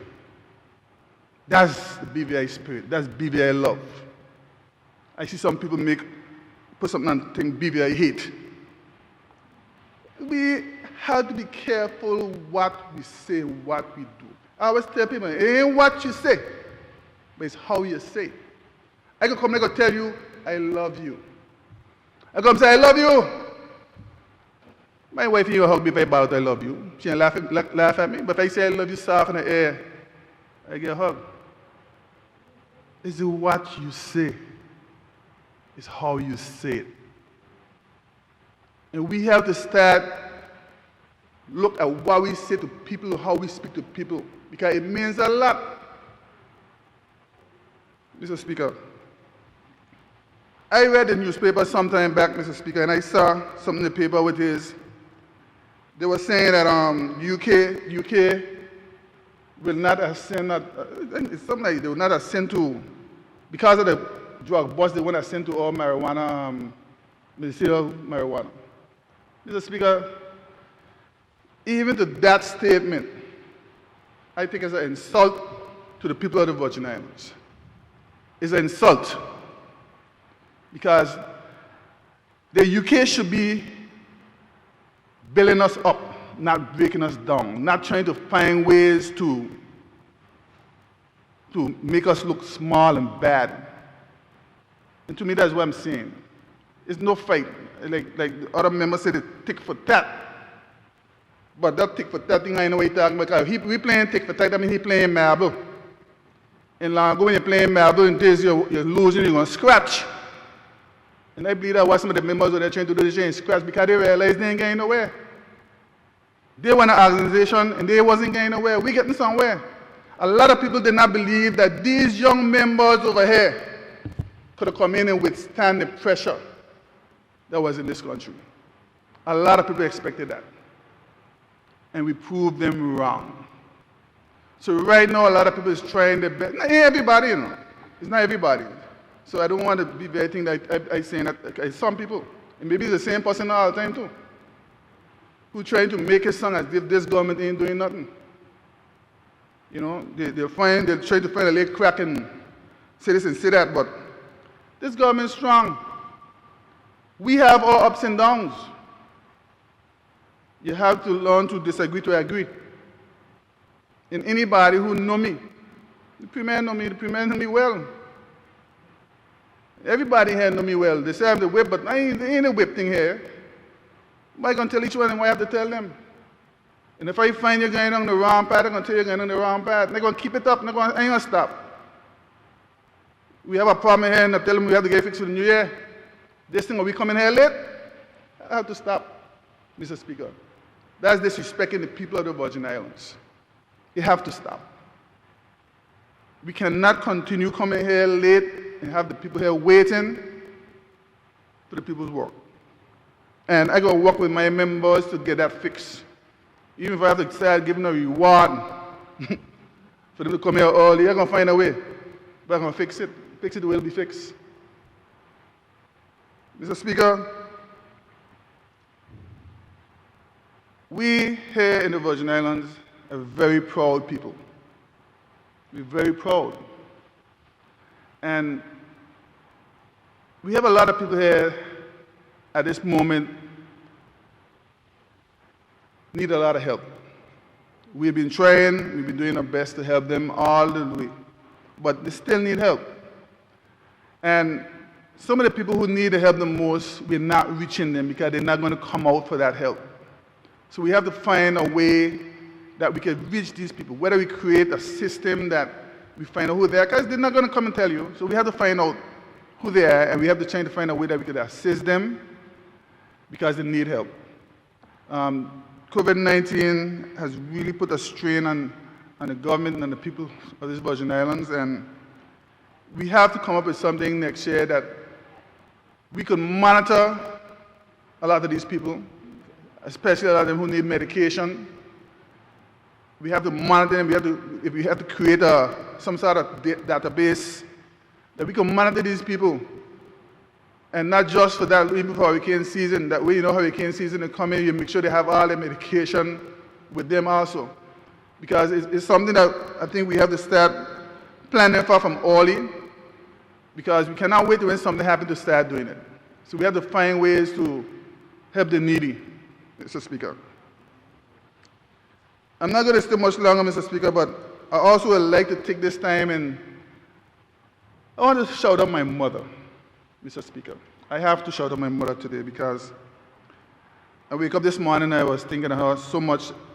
I said I have to say something to her today because I wanted to remember that I love her. I love her very much, and I want to thank her and my father for believing in me, Mr. Speaker. Because just like the Premier said, I was one of those kids in school who all I wanted to do is play sports. I never thought I'd be here today. But I must say my parents never one day stopped believing in me. And I always tell me, you must aim for the sky. You might fall in between, but never head for the bottom. And Mr. Speaker, I'm proud to be here today to represent the people of the Virgin Islands. And Mr. Speaker, the love that I have for this country is so deep. If you cut me, you'll see BVI love. Thank you, Mr. Speaker. I thank the Deputy Speaker. Seeing that all other members wishing to speak, we will go in the order that I will decide. I start now with recognizing the Junior Minister for Trade and Economic Development and Territorial Member, the Honorable Shireen D. Flax Charles. Thank you, Mr. Speaker. Today, I too, as we get close to the holiday season, would like to extend holiday greetings to everyone in the BVI. I also first want to send a message, Mr. Speaker, to everyone out there that we have made a lot of progress as it relates to COVID-19 and what we've been facing. But I want us to be vigilant. I want us to be extra vigilant.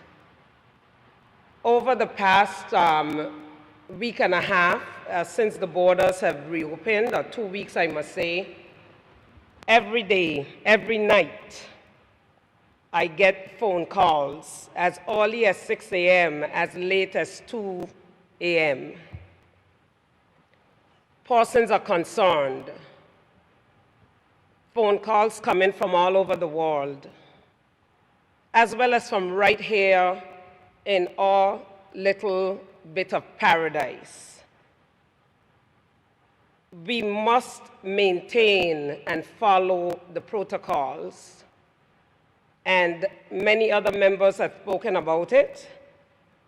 I do believe that people are cognizant, but we must not let down our guard. We are now up to 6 cases since we opened our borders, and we hope to not have another. But, Mr. Speaker, today too, I want to, before I give my official holiday greeting and remarks, I want to send a message to our visitors, because I know a lot of them. They follow us on social media. They make sure they know what's happening in the BVI. And I want to send a message to those visitors that are here with us now and those that are coming. We love you, we welcome you, but we will not tolerate any of you breaking our protocols. We are a very, very tiny speck on the map, but we are well loved globally. And we will not tolerate you breaking any of the protocols.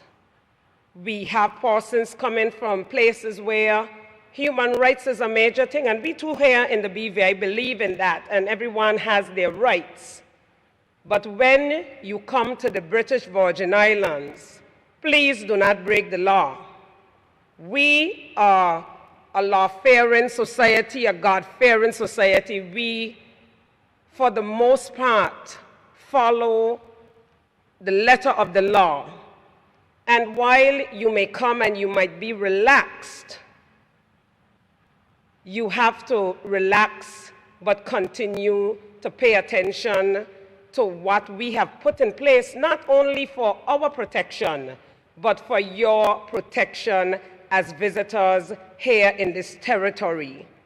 It is important that our property owners, our villa owners, our charter companies, and everybody who walks in the tourism space remind each other of what is supposed to be done. And if you see something that you think is not how it should be, please report it. And while I might not always like to get a call at 6 o'clock in the morning or 2 o'clock in the morning, right now, none of us have a choice but to take those calls because we want to keep each other safe. And so, yes, my message, Mr. Speaker, is more to the visitor, because a lot of them can be very carefree. When they get here, sometimes they're walking in the middle of the street. They literally are walking in the middle of the street, and you're driving and you have to blow your horn for them to move on the side. They feel comfortable here, but we want to ensure that all rules and regulations are followed by them. A couple of weeks ago, we had a situation where some of them crossed over into our waters, and everybody was scampering, oh, we need to do this, we need to do that. A lot of times, some people do things to see if they will get caught, or they'll try not to get caught. They take a chance, and if they get caught, then they start blaming. Then the blame game begins, Mr. Speaker. And I know there are persons in this room that might have watched that show, Locked Up Abroad. I think that we need to make sure that that does not happen to us if we travel, or that does not happen to our visitors when they come here. So spread the word. We want to maintain the safety and health of our little nook of paradise here in the British Virgin Islands. And I want to acknowledge a reality. The holidays are a time normally defined by prosperity, generosity, and a touch of lightness as we celebrate the year's end and prepare to usher in vibrant newness.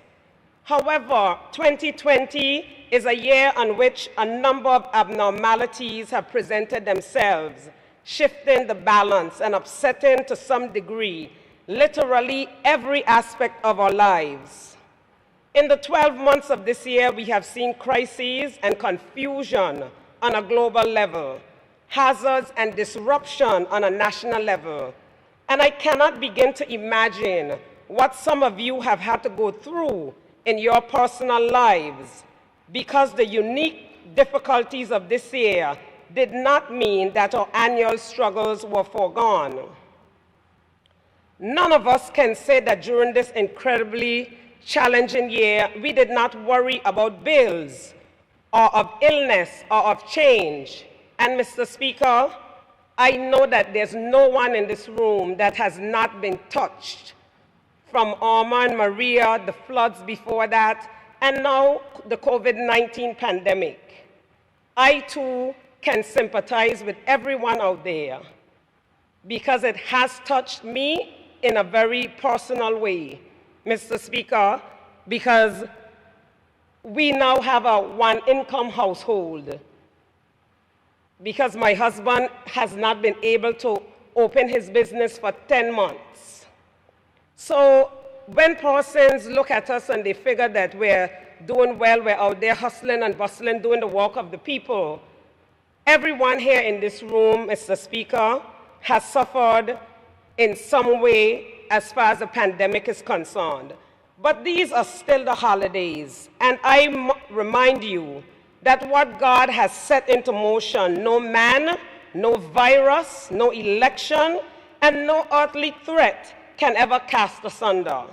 My people, as you hear my voice, I want you to pause, breathe, listen.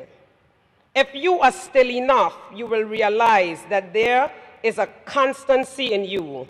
There's a rhythmic, perpetual beating in your chest. This is life. This is hope. This is opportunity. As I look across the BVI, I will be frank, because what I do not say with my mouth, your eyes will see anyway. We have lost much. Around us, we see businesses catching themselves through a massive struggle. We see our social life transformed, and we see, or rather do not see, as many tourists afoot. But when I look away from dismay and choose instead to look at my people, my beautiful, bold, resilient people, I see so much to be grateful for, Mr. Speaker. 2020 has not taken our sharp wit.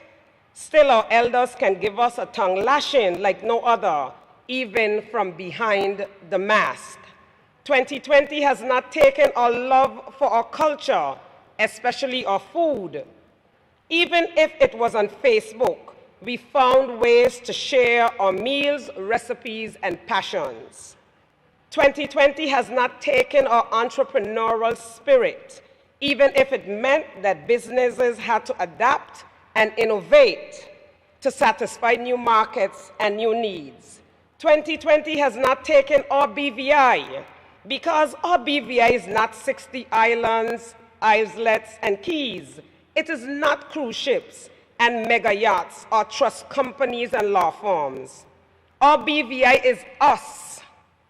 It is the rich tapestry of cultures, races, languages, and people.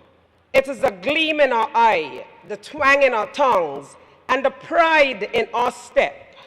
So this holiday season, I consider myself rich to be party to this boundless paradise. I consider myself blessed to be acquainted with so captivating a country and so powerful a people. To those who celebrate it, I say a very Merry Christmas. Under the tree, remember that they are the gifts which we cannot wrap, but should always try to give. Give selflessness, give charity, give a compliment, give a smile, share a meal, lend a hand, give BVI love. Whatever you celebrate, take this time to mark the end of a struggle and the beginning of opportunity. Every year, every month, every day, every hour, every minute is marked by the one ultimate gift which humanity was given, and that is choice, Mr. Speaker. Whatever the time, season, or hour, we have the unique opportunity as living, breathing, thinking beings to make conscious decisions about how we will use the resources that we have before us. My wish, if there is a shooting star somewhere out there, and my prayer to the Father that I know has sustained us and will continue to do so, is that we as a self-determining people and as a territory take stock of our autonomy and our power. Weeping does not endure. Joy comes in the morning. We stand now, all of us together, at the breaking of the day. In the next few weeks, we will usher in a new season. Will it be our harvest?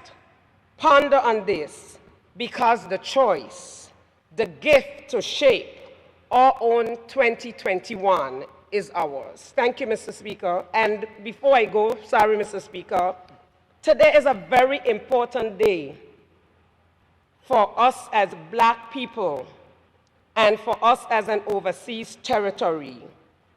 Today, after 400 years, the first Black person has been sworn in as a governor, and that person is Rena Lalgi, who is now the new governor of Bermuda.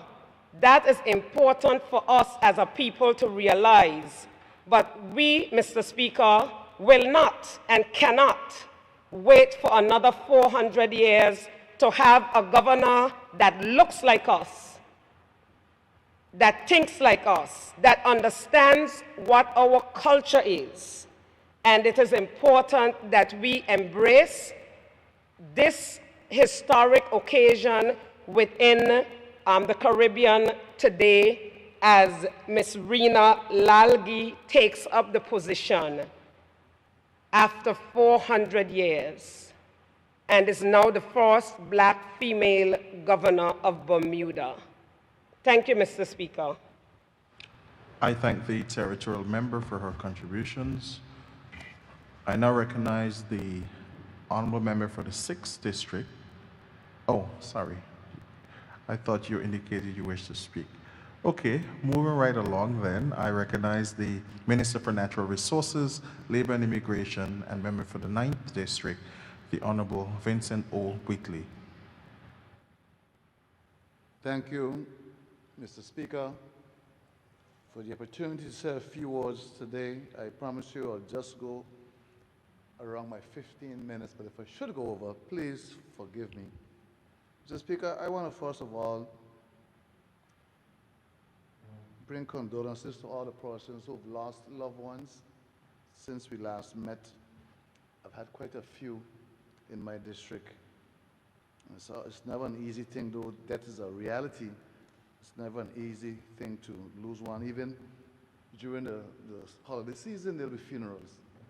So even though it's a time to be happy and jolly, you have to be mindful that for some families, it's not joy at all.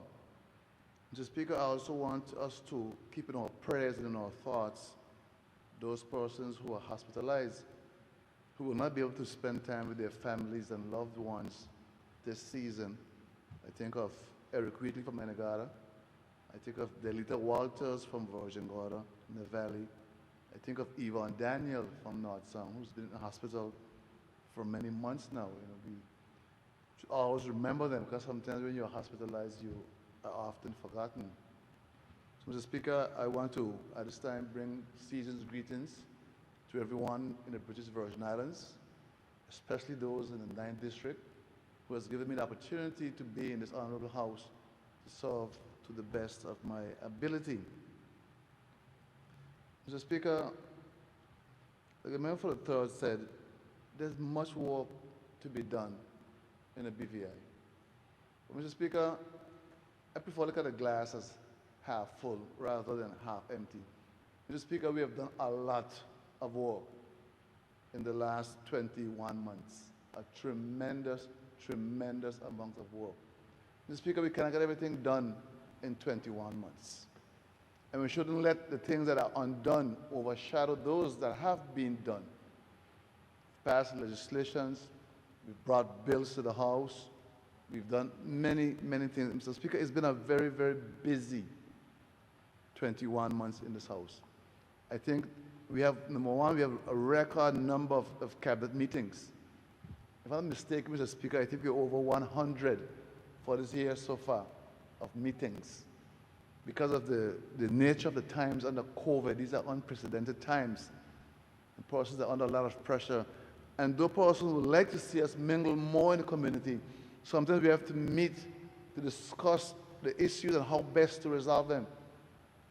So when you are missing us under the trees, like I like to be chatting with the guys, we are often in cabinet or in the house or getting things in place to make life a little easier. And those persons there, we should always be mindful of persons who are still going through their Almos and Marias and so forth. For many persons, they're still back there. But Mr. Speaker, we must still be thankful.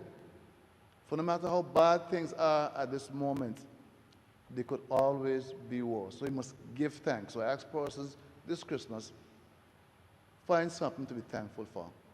Find someone you haven't seen in a while, send a text or a phone call, spend some time with them, because we are all in this together. I saw a little cartoon one time with a bunch of boats in the rough ocean, and it said, we are all in the same storm, but not all in the same boat, which is a pretty good analogy, because different persons are handling this situation better than others. Some are really, really, really having a difficult time. We all get the calls all morning, all night, 7 days a week. We are on the go, all of us in here have to work 7 days a week. No matter where you go, you're meeting somebody. So though that is a reality, we still must find something to be thankful for. Whether it's a brother or sister or even a stranger, a visitor. I was over in Nenagara on Saturday today, later the Christmas tree, had a wonderful time. And what I saw that I really enjoyed too, there were some visitors who just came from quarantine. First time ever in the BVI. They heard about it and they said, I want to be in the BVI. And a gentleman said, my first time here, but it's not the last. He felt that BVI love, just singing and dancing and drinking and eating and just mingling with the locals. He said he really had never seen anything like this before. That is true BVI love. Because it's the whole world going through this pandemic. The Speaker, the Member for the Third, spoke of cleaning up the BVI. Yes, we know we have to clean the BVI. It's been a long, long battle. And the derelict boats, they've been there since 2017, regrettably so. We've already started a process, and I guarantee the member it will continue. It will continue. The Speaker, sometimes you have to prioritize what you're going to do. I know everything is an emergency, but we still can't do everything all at once. The Speaker, some persons have applied for various financial assistance. Some have gotten, some have not. Mr. Speaker, you have to be mindful of that. There are persons out there who still need financial assistance who haven't gotten it. And I know it's easy to blame all of us in here, saying, oh, it's because of us, why they haven't gotten financial assistance. It's not true. There's a process, and the process works randomly sometimes. So sometimes there's going to be a first and there's going to be a last. I am used to being last because my last name is with W. So when I was in school, I was always called last. That's the reality of life. Some person you're going to be called last. It doesn't mean you won't be called, but it means you might be called last. So we ask for your patience as we work with the Treasury and the other departments, Mr. Speaker, to get these checks out.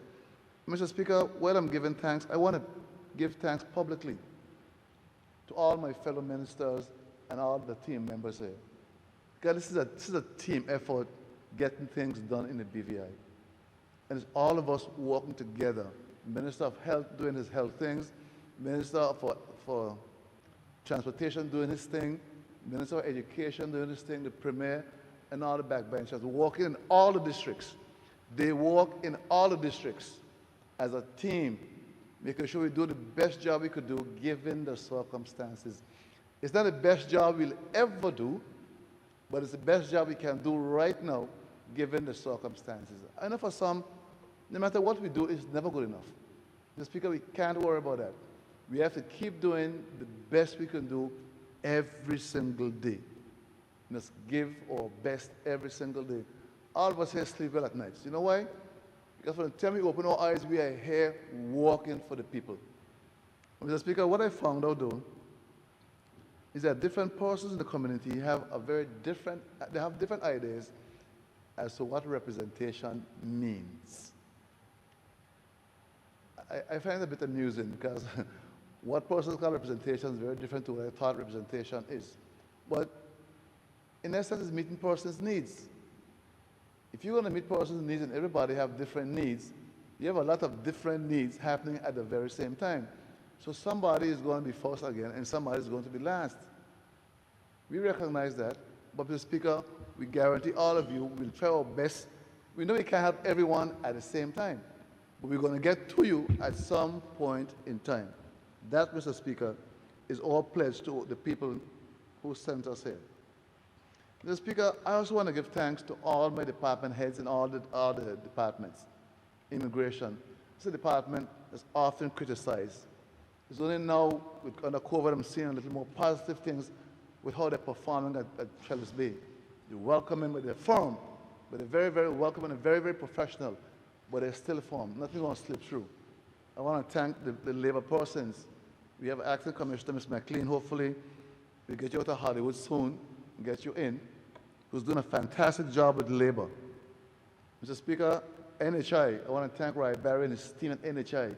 Again, lots of criticism, but given the circumstances, they're doing the absolute best they can do. It's not perfect, but they're doing the absolute best they could do. Social Security, Mrs. Skelton, doing a marvelous job. The mother of Social Security, that's my name for her. The fantastic job that she has done. Mr. Speaker, when I get to my office, my PS, DSs, all the staff, the lands unit, CBD unit, everybody in my office, I want to thank them for the excellent job they have been doing. It's been a very, very difficult time for all of us. Because apart from workers, we are also parents, and we are friends and uncles.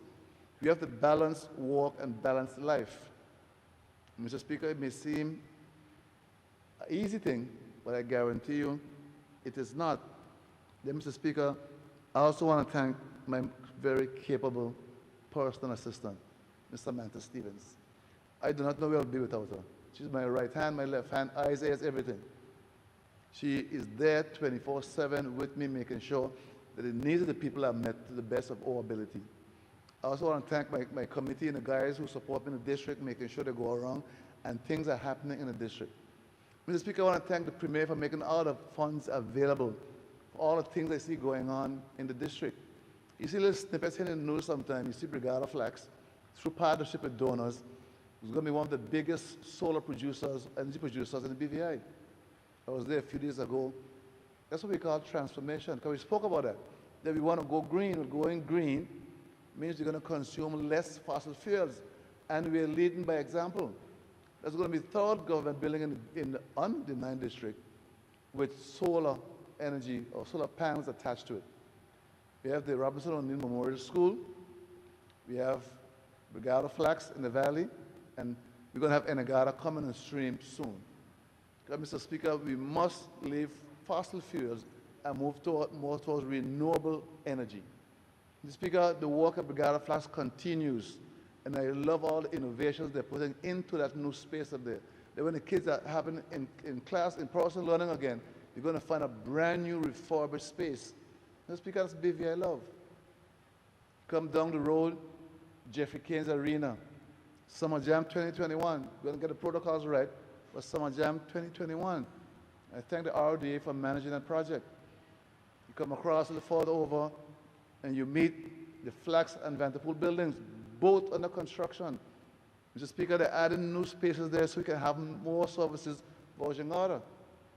I've been lobbying hard to get Treasury, lobbying hard to get a bank in there. Supposed to have to go to a total just to pick up a check. We have the National Bank, that's a government's bank. Why can't you be on Virgin Gorda or Enagada for that part? Mr. Speaker, with these spaces that we are fixing up now, is going to make these things possible. And I must give thanks that these things are even happening now. Though we could complain and say, well, It's a work that's been happening since 2017. Mr. Speaker, we couldn't ignore them and move forward. We had to start from back there and walk our way out of the hole that we met this country in. We're going to walk, and we're going to get out of it. Failure is not an option. We're going to take our time and we're going to dig ourselves out of this hole. Yeah, Mr. Speaker, if you go to North Summer, John Emmanuel George Building, Elijah George Building, that's what finished and commissioned. And that too, we're going to have offices for the Premier and other members so you can be more present in the communities. So persons will sit and interact with the persons that they have voted for. Mr. Speaker, we see all the different road patching works going on, road repair works going on, the lookouts going on, fire station in Virginia, fire station in Enegada, road works in Enegada, little beautifications happening all over. Mr. Speaker, there's a lot of work going on in the 9th District. The transformation is real. From Setting Point, all the way up to La Blali, from North Song, all the way to Spanish Town, things are happening. And Mr. Speaker, I take no credit. It's a team effort. It's me working with a team making these things possible. Mr. Speaker, the dump is ours a talk in Virginia. I was spoken to the minister. It will be tackled. It will be taken care of. The North Sun Clinic still not functioning the way we would like it to function. But again, we're working on that. Hopefully, get it started early in the new year. Also, the aerosol clinic in the valley. Mr. Speaker, we're going to tackle all these things. There's a lot of things we have juggling all at once. A lot of things, Mr. Speaker. Mr. Speaker, sometimes like the Premier often said, people like to make you feel bad for doing good. Mr. Speaker, let me give you a story as I start to wrap up here. Many, many years ago, there was a man lived in Enegada. His name was John Affection Cricky. For some reason, he decided to leave Enegada and moved to live Virginia. And he settled in the North Song area and he bought a few pieces of land. One of those pieces of land he designated for a burial site. And he called it the Cricky's Burial Site. Unfortunately, when he started doing cadastral surveys in '67, and they surveyed that land, the surveyor made a gross mistake and put those bounds in the wrong location. It was discovered 36 years ago that the bounds were placed in the wrong location. It has taken 36 years to get the bounds placed in the right location so the Crickies can have their burial ground back. I worked closely with the Cricky family through Melanie Stevens to get that problem rectified to where the Cricky can finally get their land back. I think it's an acre plus land. In my God, the word went around how the government stole the Cricky's land. I don't know how they could confuse something that giving you land back with stealing land. What the government wanted to buy the Cricky's burial ground could do what? We have restored the Cricky's burial ground by title. The Speaker, I never been on the spot. Is anybody buried there or not? I don't know. I was born, met that day. None of the Cricky's burial ground. It's finally turned over into the hands of the Cricky family to do whatever they want to do with it. But somehow, the message got out there that the government has bought the Cricky's burial ground without the Cricky's consent. So let the records show today that the government did not buy the Cricky's burial ground. The government restored the Cricky's burial ground to its rightful place. You can go to land registry and see exactly where it is and how much land it is that has now been returned to the Crickies for their use. It is your land that was mistakenly removed by accident. It is now yours. Mr. Speaker, as we continue the season, we're going to have various activities happening in the 9th District. I'll be traveling with the various caroling groups, bringing Christmas cheer. And Sunday, we're going to have our children giving parade in conjunction with at-large member and other members. Because of social distancing this year, we're not going to be in a normal place having a big crowd. Instead, we're going to have a Santa motorcade, starting from Gun Creek, walking all the way down into the valley, and so forth. Mr. Speaker, I promised I wouldn't be long, and I think I have touched. Oh, there's one last thing I want to touch on, Mr. Speaker, before it gets misunderstood. Mr. Speaker, in these challenging times, we just passed an innovative budget. We made some changes in my ministry as to how visitors can come to the BVI and appreciate the BVI. We did 3 things. One is finished, and 2 are almost finished now. One was, in the past, Mr. Speaker, the Immigration Act only allowed homeowners to spend 6 months maximum per year in the territory. What we found is during this COVID period, homeowners have asked, is it possible for them to stay a little longer than 6 months if they should choose? Mr. Speaker, I took it to Cabinet, and the Cabinet approved that they can now stay up to, but once passed through the House, up to 10 months for a given year. And they're so happy that they can now stay longer. Because many persons, the BVI is a relatively safe place, and they would rather be here for a longer period than someplace else. Also, Mr. Speaker, tourists in the past could only stay up to 30 days maximum in the territory. We have now changed that. You can stay up to about 60 days. It's a very, very simple process. You write to the Chief Immigration Officer seeking permission, and you can walk through your agent to do that. Just write in and ask permission to stay longer than 30 days. It will be granted. We've had several requests so far. Person wants to spend 2 months and 3 months. We welcome you here. We welcome you here. We need you here right now to get the economy kickstart. But I remember the honorable at-large member said, please, please, please, help us keep us safe. Follow all our protocols, social distancing, the hand washing, boost your immune system, spend lots of time in the sun. Once you're out of quarantine, go in the sun. See vitamin D is good for you. We want you here, but we want you safe. We want to keep the territory safe. We don't have much capacity to really treat a lot of sick persons. So we want you here, and we want you here healthy. Our parks are open, our beaches are fantastic still. The place is being cleaned up for you. If you drive around from the airport, and most of the guys who cleaned it, they're doing an excellent job. Most of the roadways are being cleaned, the drains are being cleaned, and that's from District 1 through 9. Mr. Speaker, we're going to try and do this, like one person said in Anegada, you want to see the place clean like this all year round, and I fully agree with that sentiment. We should be cleaning the place on any special occasion or for any special person. It needs to be clean all the time for us. Can we open now, we try and clean the place up? No. Let's get this place cleaned up and kept cleaned up for us all year round. Let's beautify this, plant beautiful plants and colorful plants that we ourselves can enjoy our own paradise. Persons shouldn't come from all over the world to tell us how beautiful this place is here or how nice it is. We should know. But thanks to COVID, we now know more about the BVI than before. Persons have been traveling to Enegada and to Virgin Island, Conchal Mounds, and Mountain Point, and all over the place now, rediscovering nature. And I welcome them all. Come to the Sister Islands, enjoy your time with us. We're going to welcome you with open arms. We have lots of good foods and excellent chefs and good libations for your entertainment. Mr. Speaker, on those few notes there, I again want to wish everyone Merry Christmas from 1 through 9, but especially tonight. Thank you, Mr. Speaker. I thank the member for the 9th District. We'll now return to the honorable member for the 6th District, the Honorable Alvaro Meduru Keynes.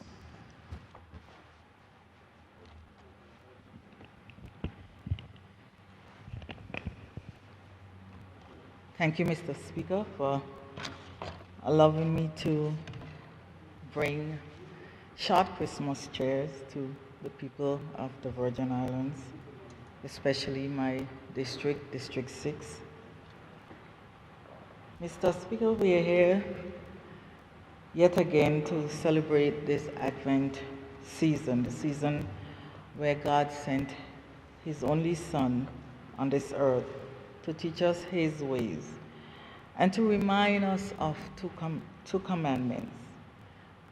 Love the Lord our God with all our hearts, soul, and mind, and to love our neighbors as we love ourselves. It is for these two reasons that I am happy to say season's greetings to the people of the 6th District, to everyone in the Virgin Islands and Virgin Islanders living abroad. I want to encourage all of us to continue to remain safe in this COVID-19 era. Our ancestors have gotten through some vile things before a time. Our parents have gotten through challenging things before. And we will get through everything that comes across our way in this present time, because I firmly believe that a threat to the Virgin Islands, this spring country, is frowned upon by a God who gave us our strength. This year we have lost loved ones in different ways, and I express condolences to all bereaved family. Some who will for the first time celebrate Christmas and the New Year without family members. Please take comfort in the good memories they have left behind. We have had a few senseless deaths that have rocked this little nation, but we believe in God for justice, and we pray that God will give persons the courage to turn themselves in. We do, as a people, have faith that this will happen, because God, who sees it all, will reveal it all. All things are possible if we only believe. For God is not the author of confusion, but rather the author of peace, love, and goodwill to men. So as we continue to move forward, I want to encourage all of us to continue to draw on each other's strength. And where there are weaknesses, we will help each other, because this is who we are and have always been as a people. So once again, I say seasoned greetings. Remember to stay safe and to stay with God, who is able to keep us and to sustain us as we go forward. Thank you, Mr. Speaker. I thank the member for the 6th District. At this time, I call upon the Minister for Transportation, Works and Utilities and member for the 5th District, the Honorable Kai M. Reimer. Thank you, Mr. Speaker. Mr. Speaker, firstly, I'd like to give God thanks for yet another day and an opportunity to speak on any other business. Mr. Speaker, we've been here going through this process for quite some time, and I first again want to acknowledge the Honorable Premier for bringing this budget, the 3rd budget that we have been passing in this House in our 22 months. Mr. Speaker, again, I think he needs to be applauded for his work, his hard work that he's doing. And Mr. Speaker, as we're in the holiday season, I want to wish my constituents in the 5th District happy holidays, and by extension, the territory, Mr. Speaker. We know Christmas is about caring and sharing and giving. And Mr. Speaker, I want to encourage persons within the community who are in a position to give, to reach out to those that may be in need and offer any assistance that can be given. Mr. Speaker, this is a year that none of us have ever seen in our lifetimes. I know my grandfather, who is 104, he hasn't gone through any pandemic. And Mr. Speaker, I know this is something that, those that are living, we can all speak about. And Mr. Speaker, we have the opportunity to help, give, share, encouraging words, whether persons are in need or just a word of encouragement. Mr. Speaker, I ask that we reach out to our neighbors and make sure that all are well during this holiday season. And Mr. Speaker, for those persons who are sick and shut in, we ask for prayers for them. And Mr. Speaker, those that are grieving from the loss of someone in their lives, Mr. Speaker, I offer sincere condolences. And Mr. Speaker, to those that are grieving from violence, loss of one loved one from violence, Mr. Speaker, I too sympathize with them. And Mr. Speaker, we all speak about BVI love. But Mr. Speaker, we need to look from within and, Mr. Speaker, stop the violence within our small community. The gun crimes, the robbing, the shootings. Mr. Speaker, we need to put the guns down. Just within this territory, we've had a lot of armed robberies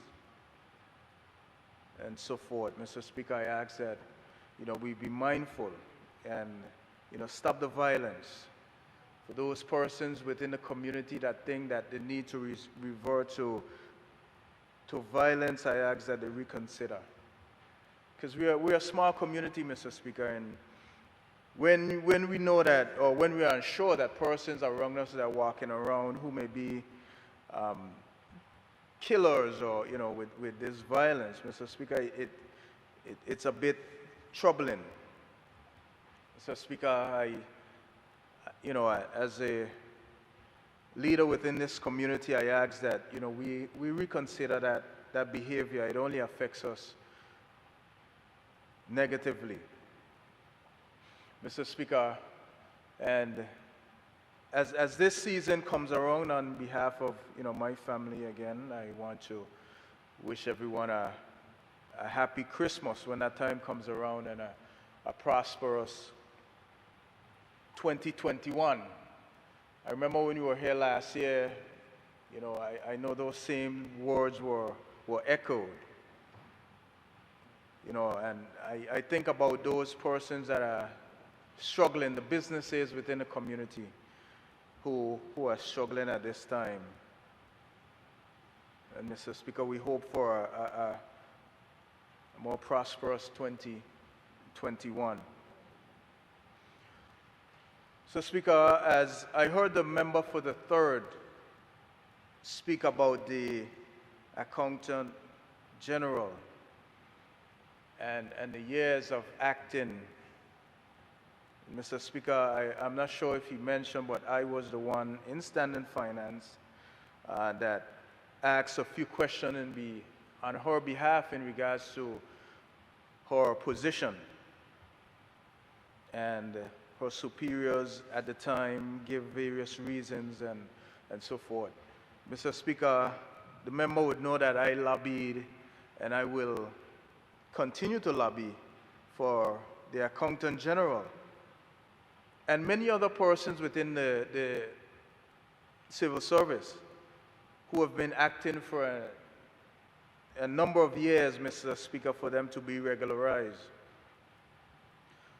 So, Speaker, we must look out for our people and make sure that they are stable within their positions. Someone acting in a position for 6 years plus, I see no reason for them to be still in such a position. Mr. Speaker, I have a member within my ministry. He has been acting for 14 years. 14 years, Mr. Speaker. Those are things that are not right. I was a public officer at the time, a head of a department. I acted for a few years, but then was regularized. So, Speaker, I don't know how to do it. Acting for, getting up, getting dressed, and not sure. If today you might say you reverted to your position. After doing the job, after carrying out the duties, the performance appraisals, they give you high marks. But when it comes to the point of appointment, that seems to be a hindrance. Mr. Speaker, I think that needs to be addressed across the board, on all levels. You have persons within the, within the devolved grades. They are acting as well. You have persons where permanent secretaries, they can regularize persons, and they have been acting for many years. So, Speaker, if they're not doing the job within the first couple of years, I think they should, at that stage, try someone else so that, that process where the acting process can be shortened. So, Mr. Speaker, the member from the 3rd can be assured, and all persons, the acting accountant general, acting DSAs, acting roads officers. So, Speaker, I know the process, and I will be reaching out to those in those positions, Mr. Speaker, the Deputy Governor, the Governor, PSC, whomever, to address these long-standing acting appointments. And Mr. Speaker, as I walk through my district, I again want to thank the people of the 5th District for their support. Mr. Speaker, as we lit up the district this year, I know it's been a tough year. And, you know, persons have reached out and say, Honorable, we hope that the district is lit up this year. And, Mr. Speaker, as they requested, we have done it. And like last holiday season, we will be coming around to spread some Christmas cheer. I think the Premier and the rest of the team will join us this year with our carolings. So listen out for us as we spread some holiday joy this year. Mr. Speaker, before we start the carol, I know that we have had a successful healthy walk a couple weeks ago. And Mr. Speaker, it was so good that the participants have asked for us to do it continuously. And I asked that members within the 5th District, the surrounding districts, the territory, join us this Saturday at 5:30 a.m. so that we can get our healthy walk on and start to get fit. We'll be walking from the Watch House over to Bellevue Methodist Church and back. So, Speaker, it sounds easy, but I did it, and I know coming up that hill by the community center nearly took my breath. But, Mr. Speaker, I think doing it over and over, the intent is to get fit. And I encourage persons to come out and join us and be a healthy community. We have shirts on sale as well, as persons have asked for that as well. I know the Honorable at-large member, Honorable Sheep, Honorable Neville Smith and I, we did the walk together, and I expect to see him again and other persons within the community. So, Mr. Speaker, again, I mentioned this Saturday, 5:30 a.m., come out, join us for a health walk as we get healthy for the season. And I know right after, because a lot of persons will be eating the ham and turkey and so forth, so we'll do it right after again so that we can get those pongs off, Mr. Speaker. And Mr. Speaker, I know within the district we have a private situation up in Georgia's north side where we have some dispute over a road. Well, Mr. Speaker, I'm fully aware of it, and I can assure the residents, those that were affected and are being affected, that we are working to have the situation addressed, Mr. Speaker. So I'm fully involved in this situation, and I assure the residents that we hope to get it rectified quite shortly. Mr. Speaker, again, we know the reason for the season. It's where we give and we share and we look out for our neighbors. And Mr. Speaker, I encourage persons again to look out for their neighbors. Look out for their neighbors during this holiday season. Mr. Speaker, again, I say thank you for this opportunity to say these few words to the people of this territory. And again, happy holidays. Thank you. I thank the Honourable Member for the 5th District. At this time, I call upon the Deputy Premier and Minister for Education, Culture, Youth Affairs, Fisheries and Agriculture, and Member for the 7th District, Dr. the Honourable Natalio D. Wheatley.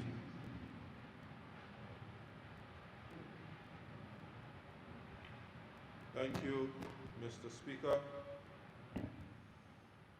Like other members, I'll be short and just use this opportunity to give my Christmas greetings.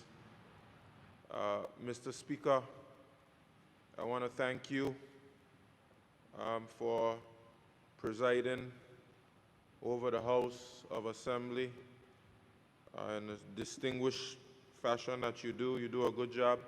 I appreciate that. I want to thank your staff here.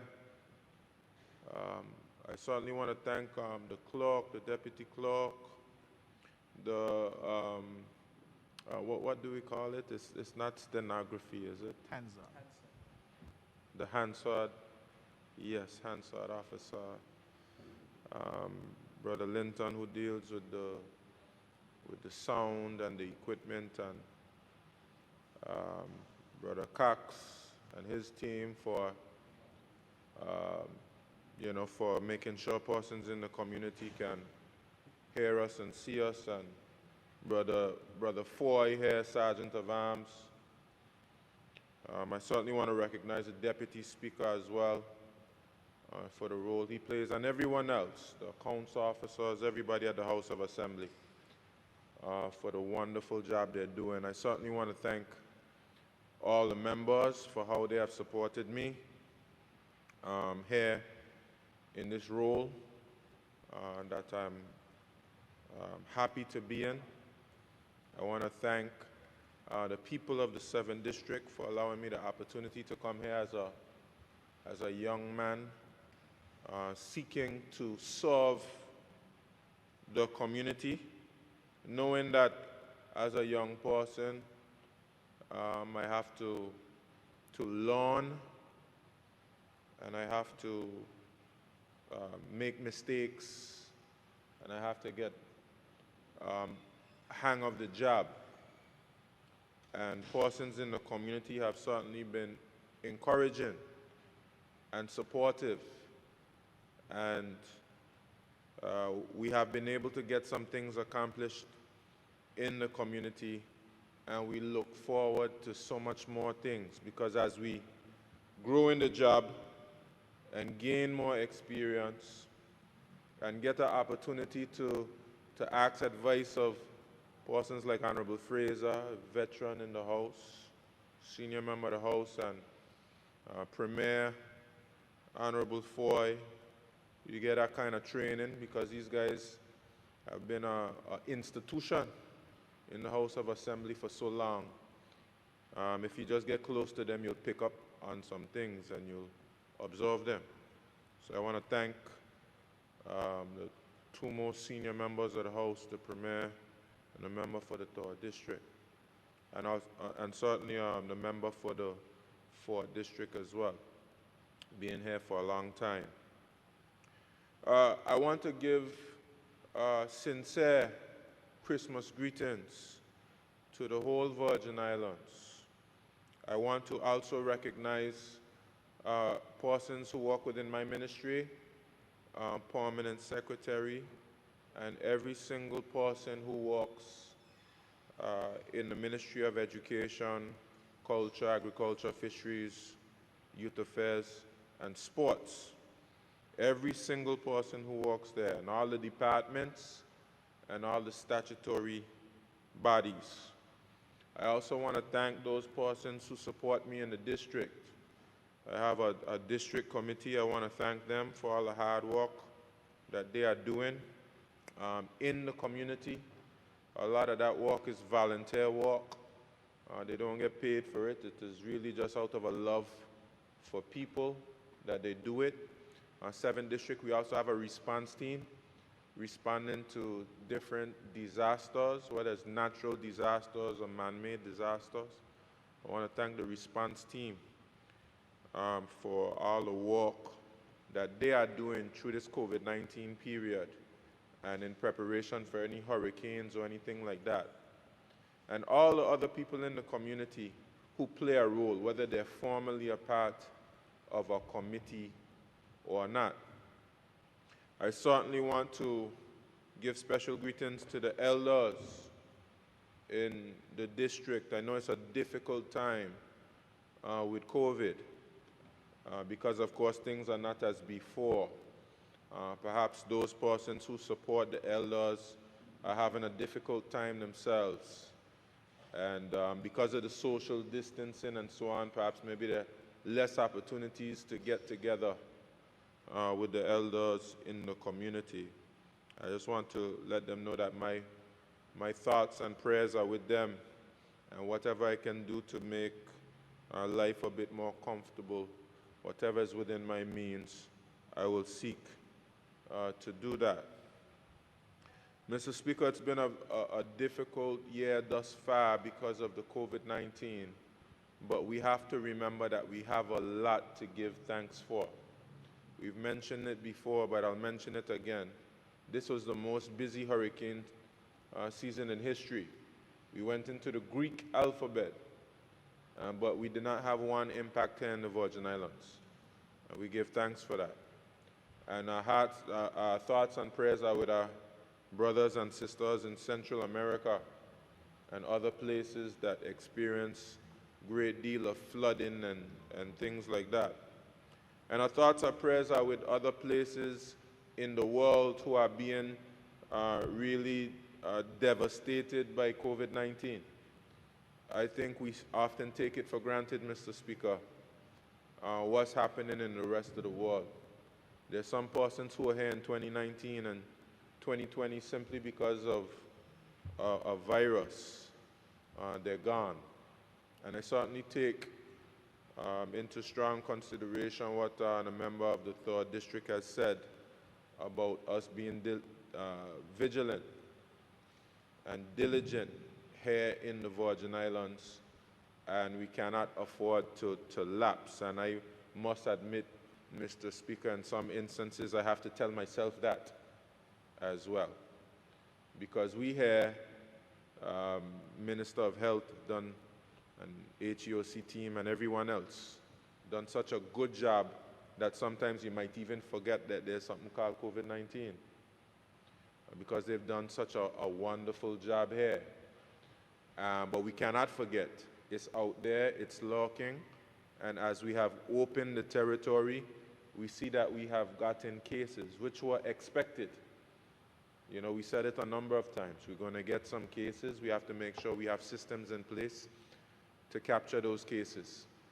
But there's always the possibility, if someone does not strictly adhere to protocols, that you can have possibility of transmission. So I think the member for the 3rd District is quite correct in reminding us to be diligent. And since I'm speaking about the member for the 3rd District, let me thank him as well for acknowledging that he has been able to get some things done under this administration. I mean, I think that's so honest of him, and I certainly, it's refreshing to get that from an opposition member.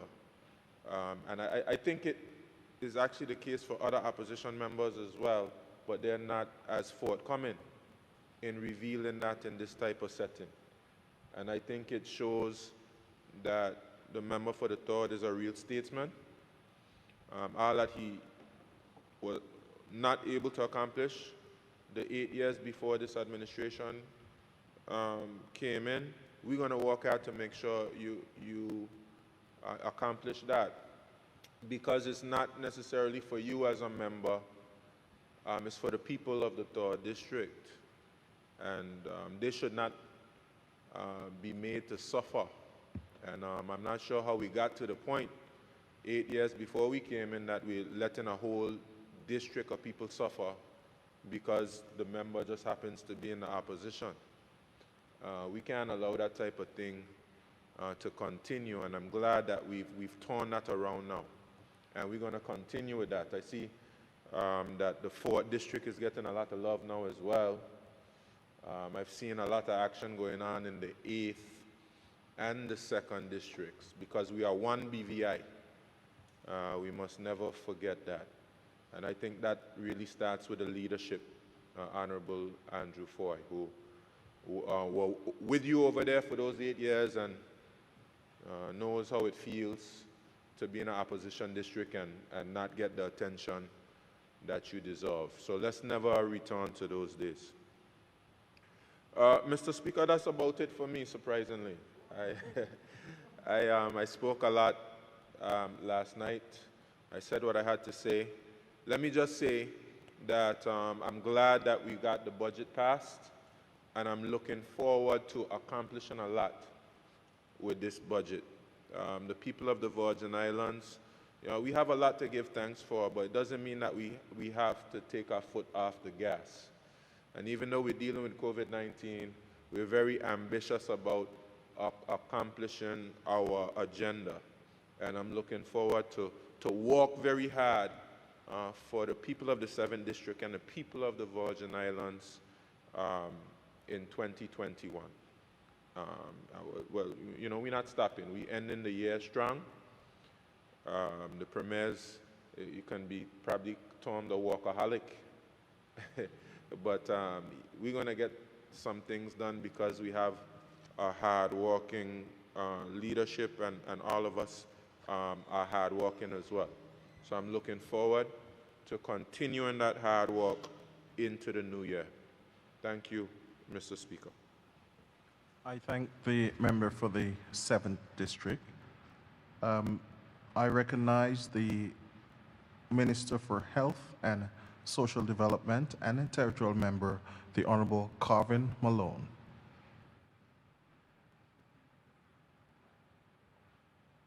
Mr. Speaker, I thank you very much for giving me the opportunity to say just a few words, keeping well within the 15-minute time frame, and it'll probably reduce it to just 5. But I would not leave without wishing everyone in the Virgin Islands, the region, and the world a season's greetings, a safe, happy, and God-filled season's greetings. I'd like to extend greetings to my family, to the staff, the wider civil service, statutory bodies, and all within the sound of my voice. Today, we also took time to wish heavenly birthday to a late Premier, Honorable Ralph T. O'Neill. This would have been his either 88th or 89th birthday. And we take time to join with his family and, remembering our late Premier, Honorable Ralph T. O'Neill. Mr. Speaker, also, just in summary form, we have a very active Ministry of Health and Social Development in different areas. There are persons who would be well aware that we have the waste management program and studies which we will be bringing out to the public, because we have to get the incinerator in Pocket Pond, and we have to look in terms of what is best for each of the islands, be it Tortola, be it Jasmine, Anegada, Virgin Gorda, which of the islands would be afforded in terms of incineration and which will have to be better in terms of the collection. We've started an impressive student recycling, or the collection of recyclables with students and the families, and it is producing wonders. I have daily reports, and a number of students throughout each of the islands are participating in that program. And because if you're going to change a culture or a philosophy, you have to start from a very young age.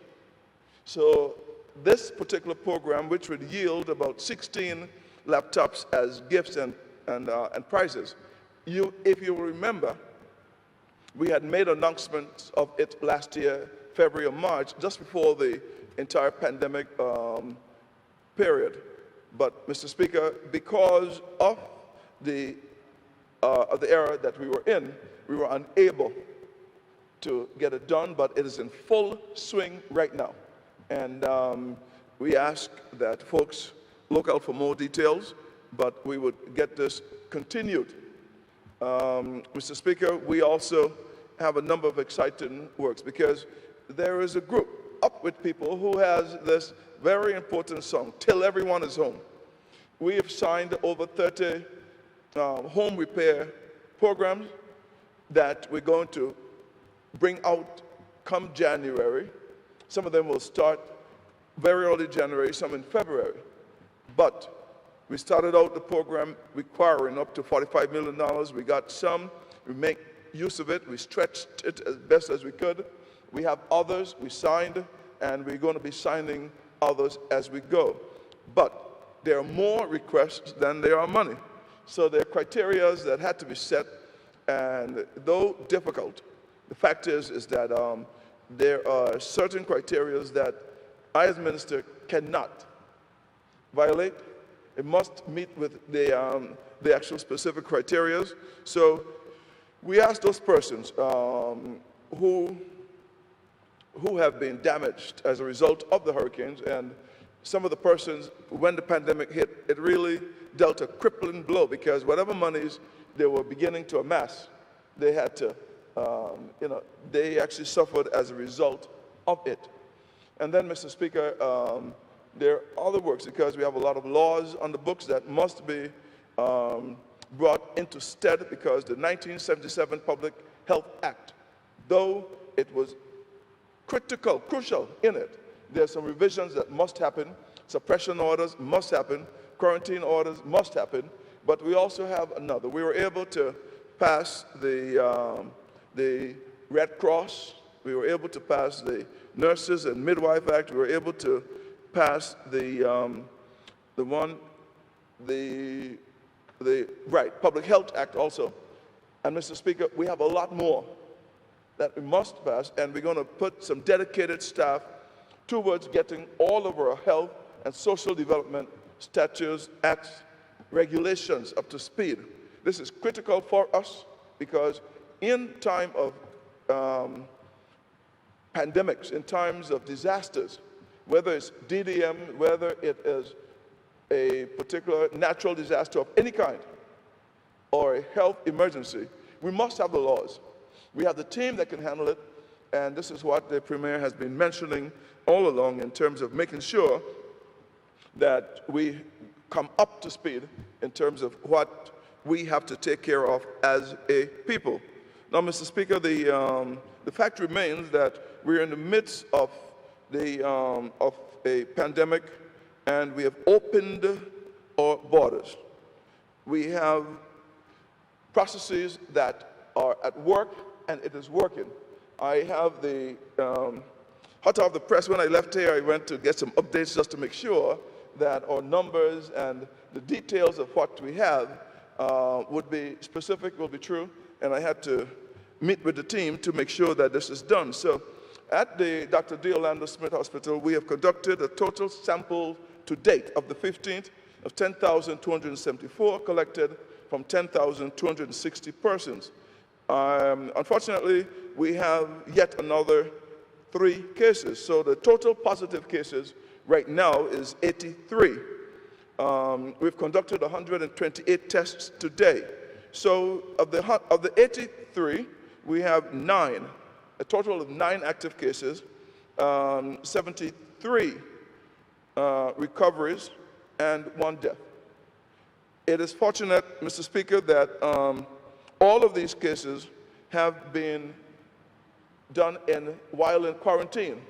So an additional 4, Mr. Speaker, there were 4 that was done on day 4 and 5 that was done on entry. So again, as I mentioned yesterday, it is critical that we continue the process of testing before. Then you will not be able to come. Testing on arrival, we'll make sure what we're dealing with, and testing on day 4 so that we know what we're living with. The other active period we'll have to look forward to is when these persons are done with their 10 days, 14 days, and they have the exit test. We'll have to see what those numbers bring forward. But in a release that we would be putting out shortly, it is patrons urged to call public health for COVID-19 testing. This is because we have some folks who are they would not adhere to the quarantine protocol. So, as I mentioned before, we were going to seek to raise it to 5, but I got the nod from the Premier, and then we'll have to get it from Cabinet if we can't move it to 10, because it will cost us in order for us to continue to contact trace and to do all of what we need to put in place in order so that persons will know that we are serious about this. So the notice is due to recent breaches in quarantine procedures by guests testing positive for COVID-19.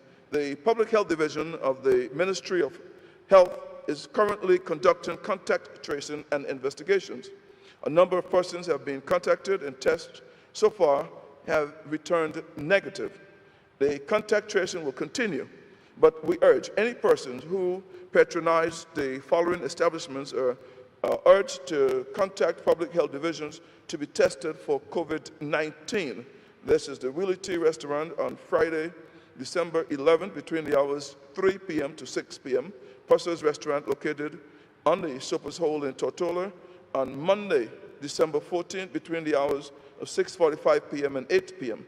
Persons can contact the public health divisions at 468-2274 or call the medical hotline at 852-7650 for a referral.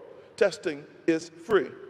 Any person or family members who are experiencing any symptoms related to COVID-19, such as fever, cough, headaches, fatigue, loss of taste or smell, sore throat, muscle aches, or difficulty breathing, are also urged to contact, call, and get tested. As we say, testing in these circumstances are free, so we don't want anyone not getting tested because they reckon they don't have the money. But, Mr. Speaker, as we move forward, we have to just remind everyone, just look at the data around us. We are not exempt from it. We have to balance lives and livelihoods, and we have opened the borders. We are being mindful as to how quick, how fast, where, and how. We're also mindful that persons who should be quarantined, we would be looking as early as tomorrow. The AG now will have to look and see how best we can do this within the law, but we have to get the fines, and we have to do. The 2 persons that have violated this so far, they are they are being questioned by the Royal Virgin Islands Police Force, and whatever the law dictates at this time would be administered. But we don't want your money. We want your safety. So we urge everyone to be vigilant. We urge everyone to be resolute in keeping us all safe. So, Mr. Speaker, I think I'm in the 10-minute time frame, and we must be able then to say seasoned greetings to everyone. This is a pandemic. This is global.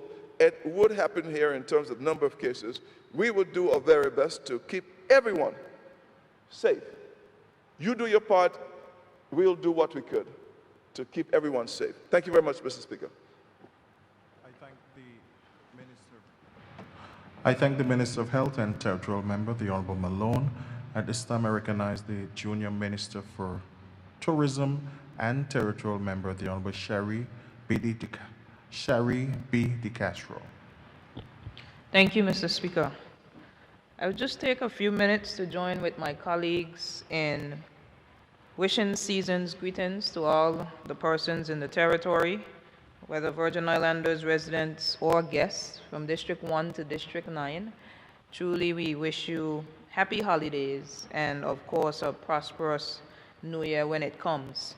I want to also join with my colleagues in wishing sincere condolences to the bereaved families who have lost loved ones throughout the year, especially most recently. We pray that God will continue to bless and keep you and encourage you and comfort you during these very difficult times. Mr. Speaker, I believe that this year, the end of this year, reckons each of us to think closely and introspectively on our lives. And for me, December being the best month of the year, as it's my birth month, I truly take this time to reflect on 2020. We considered it to be a year of vision. And Mr. Speaker, truly, only by God's grace and mercy and the insight and the downloads and the vision that He has imparted on the Premier and this team, that we've been able to make it through this very challenging year. And we pray that we will continue to move on into 2021 in faith, believing that things will get better. Mr. Speaker, this is a time of year where we, of course, congregate with family and friends. And I pray that as we understand the times that we are in, we remember the COVID-19 protocols and we enforce them. If we see something, please say something that is contradictory to the rules and laws that you know are in place. Of course, we want everyone to be engaged, to have fun, but we also understand the constraints of social distancing that must be followed. So I pray that even as we enjoy the season, as we put up our Christmas trees, as we wrap the presents, as we drink the infamous guava berry, or even as we eat our favorite tat, which of course is coconut tat, Mr. Speaker, that we would do all of this with the knowledge of the safety and the precautions that we must do so that we ensure that we keep ourselves and our families safe. Mr. Speaker, every single one of us have a responsibility to do our part, and I want to encourage everyone from residents to visitors to guests to ensure that we carry and take that mantra forward and do our part. Mr. Speaker, in closing, I just want to commend this team. I am truly honored and blessed to be a part of this team. I commend the leadership of this team that I believe has been put in place for such a time as this. Honorable Premier Andrew Foy, the Cabinet, all members of government. Truly 2020 has been a challenging year, but to have gone through it and to have steered this ship with you all has truly been a blessing. And I pray that we would continue with renewed strength, with renewed vigor, with renewed faith in God to continue to press forward with the common goal of ensuring that the needs of the people of the Virgin Islands are met and that their dreams are realized. Thank you, Mr. Speaker. I thank the Junior Minister of Tourism, Honorable De Castro. And finally, I call on the Premier and Minister of Finance and member for the 1st District, the Honorable Andrew A. Foy.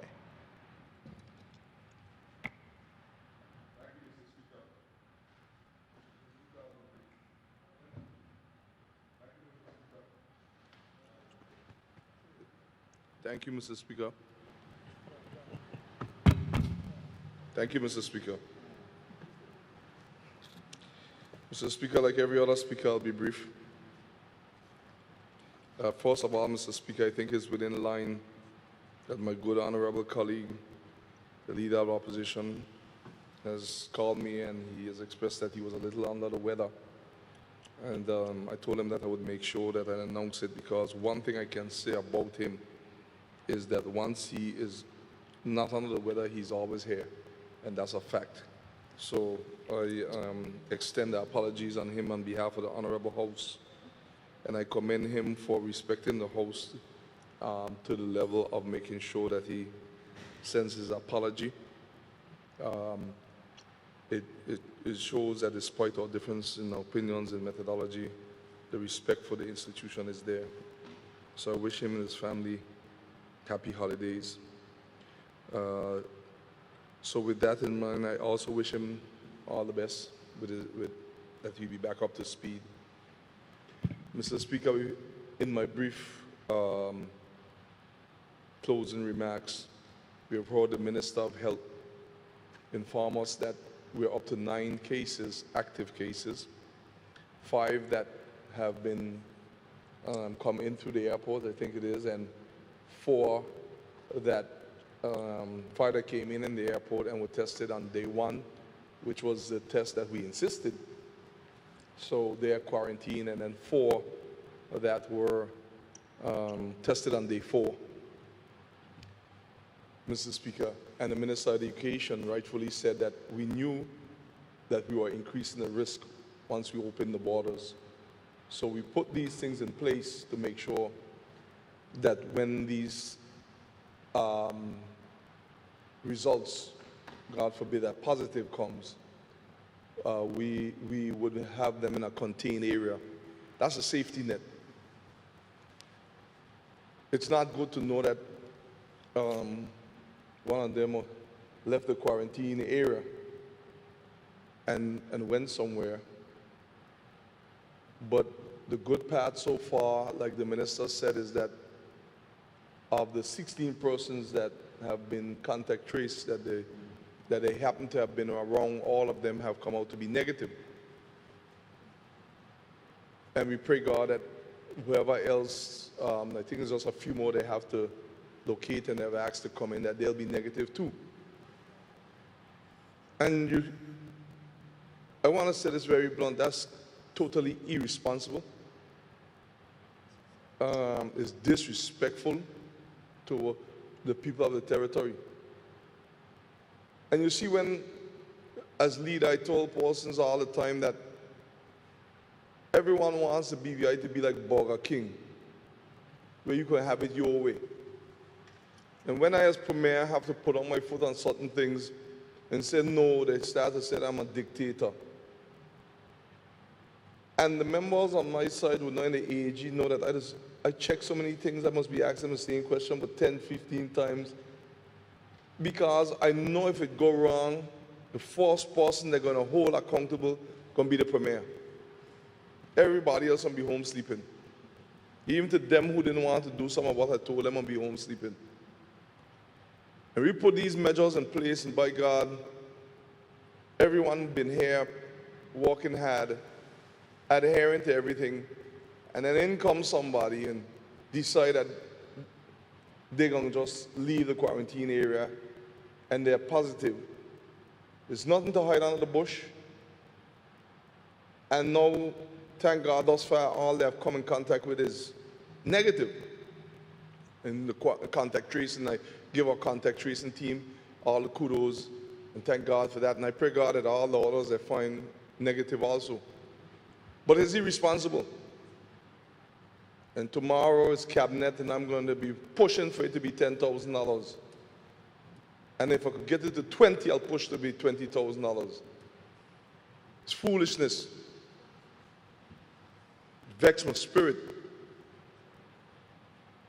That's why sometimes when some of these persons pushing me to open this and pushing me to open that, and I tell them, hold on, let's see how this first part works. And then they tell me I don't want to see the economy thrive, and I don't want to see this. And I'm trying to kill businesses, I'm trying to do that, and they're asking me for what about the plan, why the sea borders are not open, why this is not open, and why is there not a... Sometimes I wonder if they're trying to set us up to fail by trying to force on these things.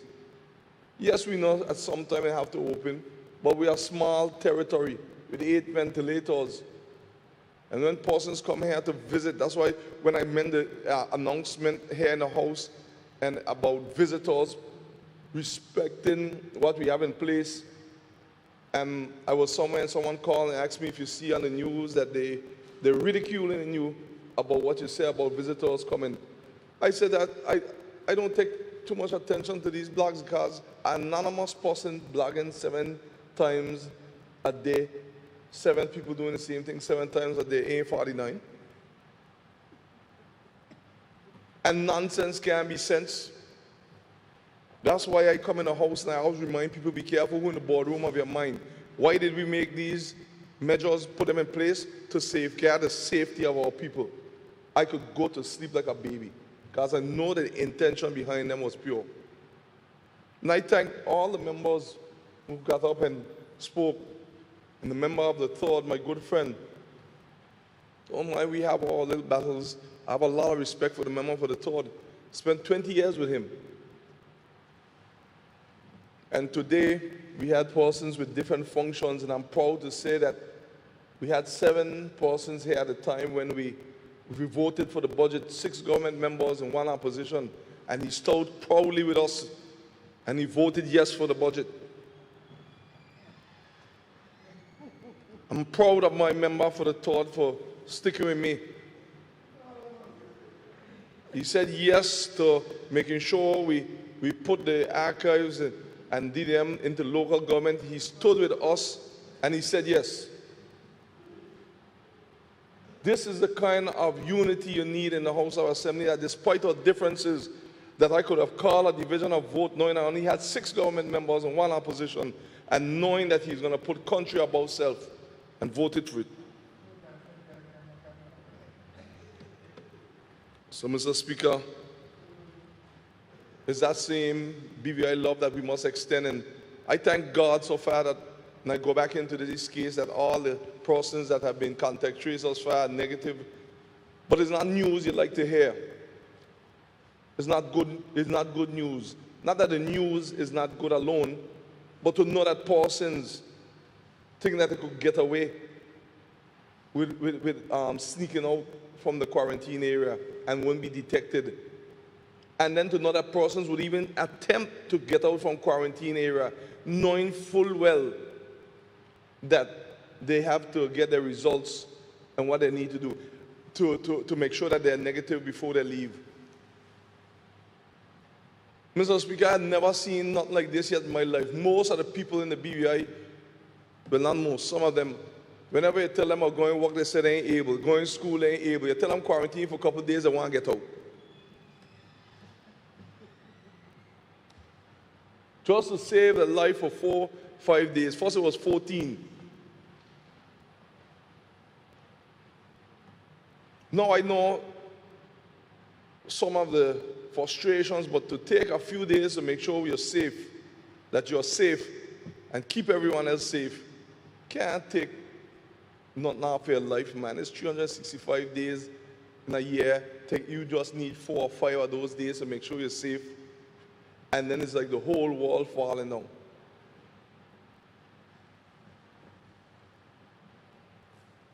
Mr. Speaker, I'm not going to bend, and this government is not going to bend on any protocol or measures to keep the people of the Virgin Islands safe.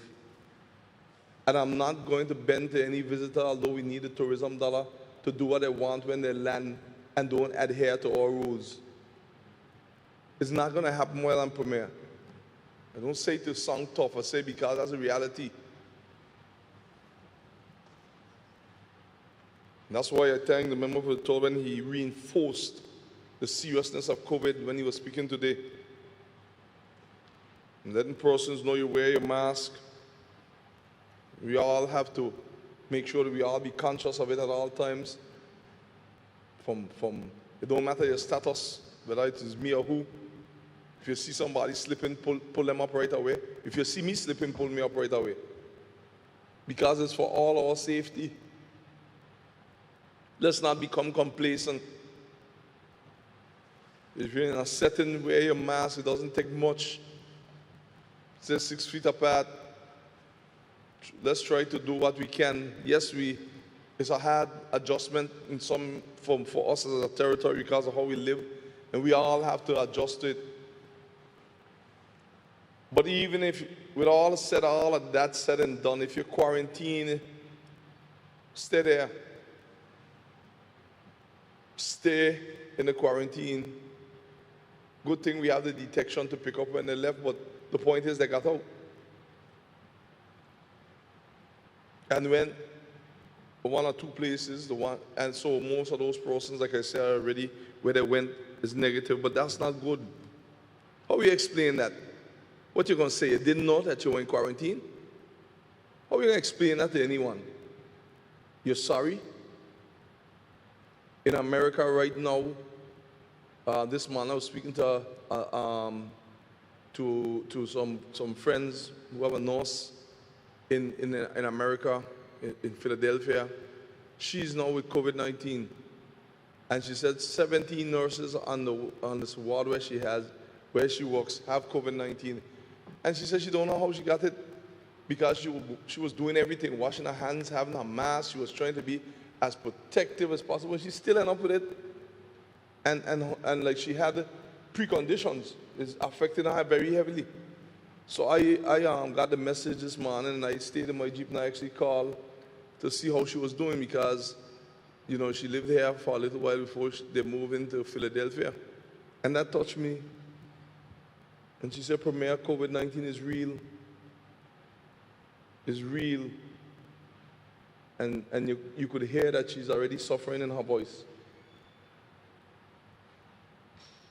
So I don't get tempted, stars, when there are those who intend to play politics with COVID-19. Right now, when you look at COVID-19 in America, you have civic centers. That's where they play basketball games and different things. Civic centers turn into hospitals. For those who don't know what the magnitude of that, you have to see them to understand. So you have these big arenas that is multi-purpose, used for basketball, used for hockey, used for different things, like different arenas, like what they play with NBA in different areas, but a little smaller than them, but not too small, turn into hospitals.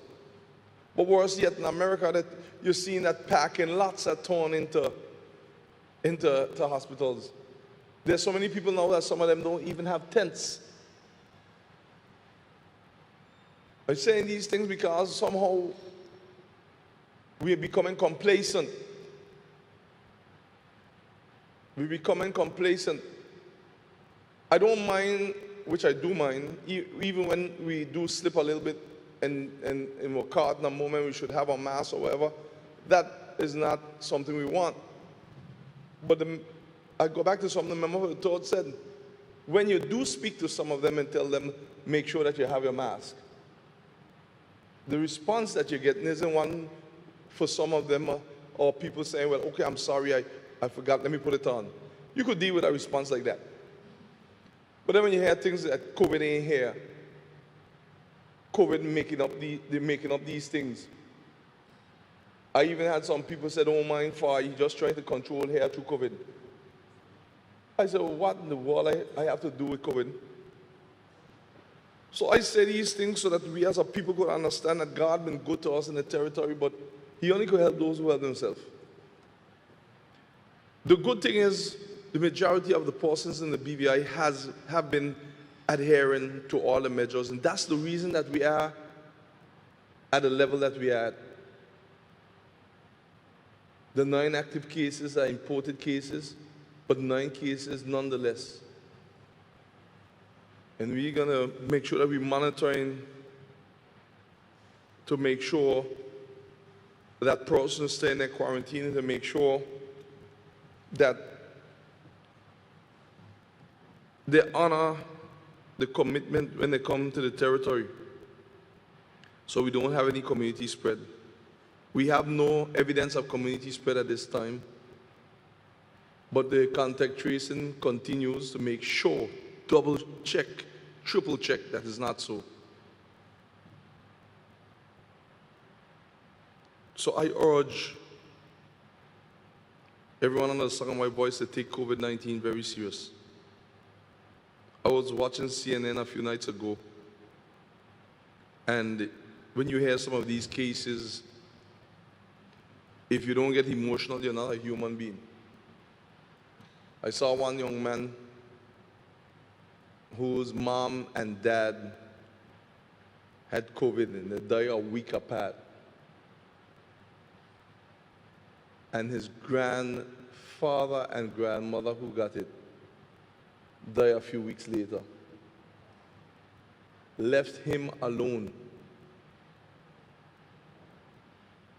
And that dare will touch anybody's hat.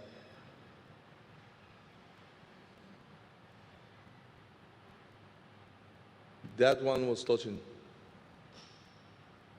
I saw the Belize parliamentarian who just was Belize, yes, just won his seat. In the last election, he contracted COVID and then he died. He even didn't get a month good in the office. We have done well, but don't take it for granted.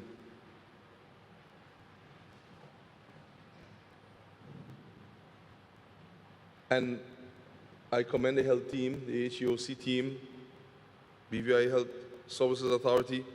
We have done well. We still have some areas to tighten up on, but we have done well. But let us not retard our progress. Let's hold each other accountable. So I commend every single person in the Virgin Islands who have adhered to the measures and help us to be where we are. But don't become complacent. The life you save by adhering to the measures may be that of your mother. It may be that of your child, your daughter, your son. It may be that of your husband, your wife, or the husband. It may be that of your father. It may be that of your grandmother. It may be that of your grandfather. It may be that of your grandchild. The life you save by adhering to the measures is endless. Because COVID-19 does not respect your status quo.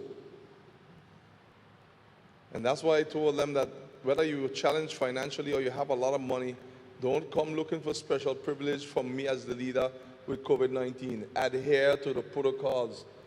COVID-19 doesn't say, well, you have $5 million, so I'll leave you, and you have 5 cents, so I'll catch you. It has no respect for your nationality. It has no respect for your gender. It has no respect for whatever status quo you may believe. It has no respect for whatever religion that you're in. So all you have to do now is use these measures to see if this is to make sure that we can combat it by using these sections, these measures. But I'm proud of my people in the Virgin Islands, despite this little blip on the record that we heard today. But one of the things that this government has always been doing in COVID-19, which I'm proud of, is to be forthright with the people. And don't try to hide anything. If it is so, it is so. So we're not going to try to hide the 9 cases, 5. We have the test on arrival. And I remember when there was a lot of resistance about that test upon arrival. Deputy Mayor could tell you, a lot of resistance. And I asked them, how would you know? Because we taking it that the test, that the 5-day test before you come, that is authentic. Because it's going to be difficult to check each and every one of them. But when you land, let us know if you have it now. And then 4 days later, because we even see CDC brings down the time of when you could check again. So we heard all kind of things that you FOI and the government and the Malone wants to shove this thing down your nose every minute and all kind of different things. Rather than looking at the side that we are trying to make sure that we could be accountable and keep everyone safe. Thank God these measures are in place that we can capture these early and have them quarantined. The only way this is going to work is to make sure that we play our part and play it well. Residents and visitors. And so, I know that there are many persons who I would have few who are not happy that we have opened up the sea border. But when I saw what I was seeing and hear what I was hearing, I told them I'll take the blunt of the storm for for delaying the opening of that seawater. Because we have to get what we're doing now fully down packed and learn from the mistakes in the tweaking at the airport. It's hard, but we have not said do not come. We just said that you're going to come through one main entry for now, unless otherwise approved, because there are some exceptions, and those exceptions have to be approved by the Minister of Health and the Governor. So we want to make it clear. Half a loaf is better than no loaf at all. We can't afford to close back down this economy. And I don't see it closing back down because we put measures in place to capture this. The vaccine is optional, it's not mandatory. We have invested in it in many quarters, not just in one. But that is optional. We know some persons may not take it, some would take it, but at least the choice is there, which is what the Lord gave us, a freedom of choice. So it's not being made mandatory at all by the local government. So we will keep you abreast of that with more information when we receive it. Mr. Speaker, before I close, I just want to say that I want to thank all the people, including the Social Security Board, all my colleagues in here who supported us with the stimulus. It's still being paid out. We're going to bring a full account to the House of Assembly for it. I know in terms of the overall monies that we have spent in stimulus, the Minister of Health can correct me if I'm wrong, but I think we probably up to $50 million roughly. Minister of Health. He's quarantined his hearing from my voice. So I know it's about roughly $50 million we have spent overall with stimulus, or even maybe more, with the whole thing. Thank you, Minister of Health, for your intervention.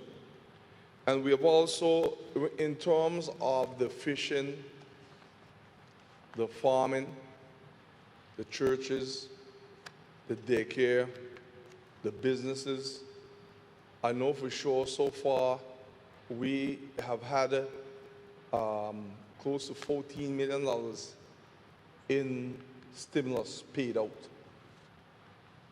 And I know that the people of the Virgin Islands, those who have received thus far, and it's quite a bit. So do not believe the myth that there are persons who didn't get help. There's still a lot of persons that need help. But this is what we could have done at this time, and more persons because we're not finished. So it's a whole team that's working on it. And I want to thank the people of the Virgin Islands for when they got their money. You could see the farmers putting it into place. You could see more sugar apple now than ever before. The season is in, but they are more empowered to bring them out because they realize that we invested in them with these stimulus. They paid some of the monies, of course, with expenses that they would have, put some into their businesses, the businesses with the stimulus. We know that the stimulus that we were given for businesses cannot pay everything, but at least it's a help to pay something. Everywhere in the world, they're giving out stimulus. So most places don't give the physical cash. But we were able to do this with our people because we trust them. And just for record's sake, Mr. Speaker, for everyone that received, every single person that received a grant, for example, if it was a business grant, they received this letter. Congratulations. I'm pleased to inform you that your application has been approved. You will be awarded a grant in the amount of whatever it is. This is for the businesses.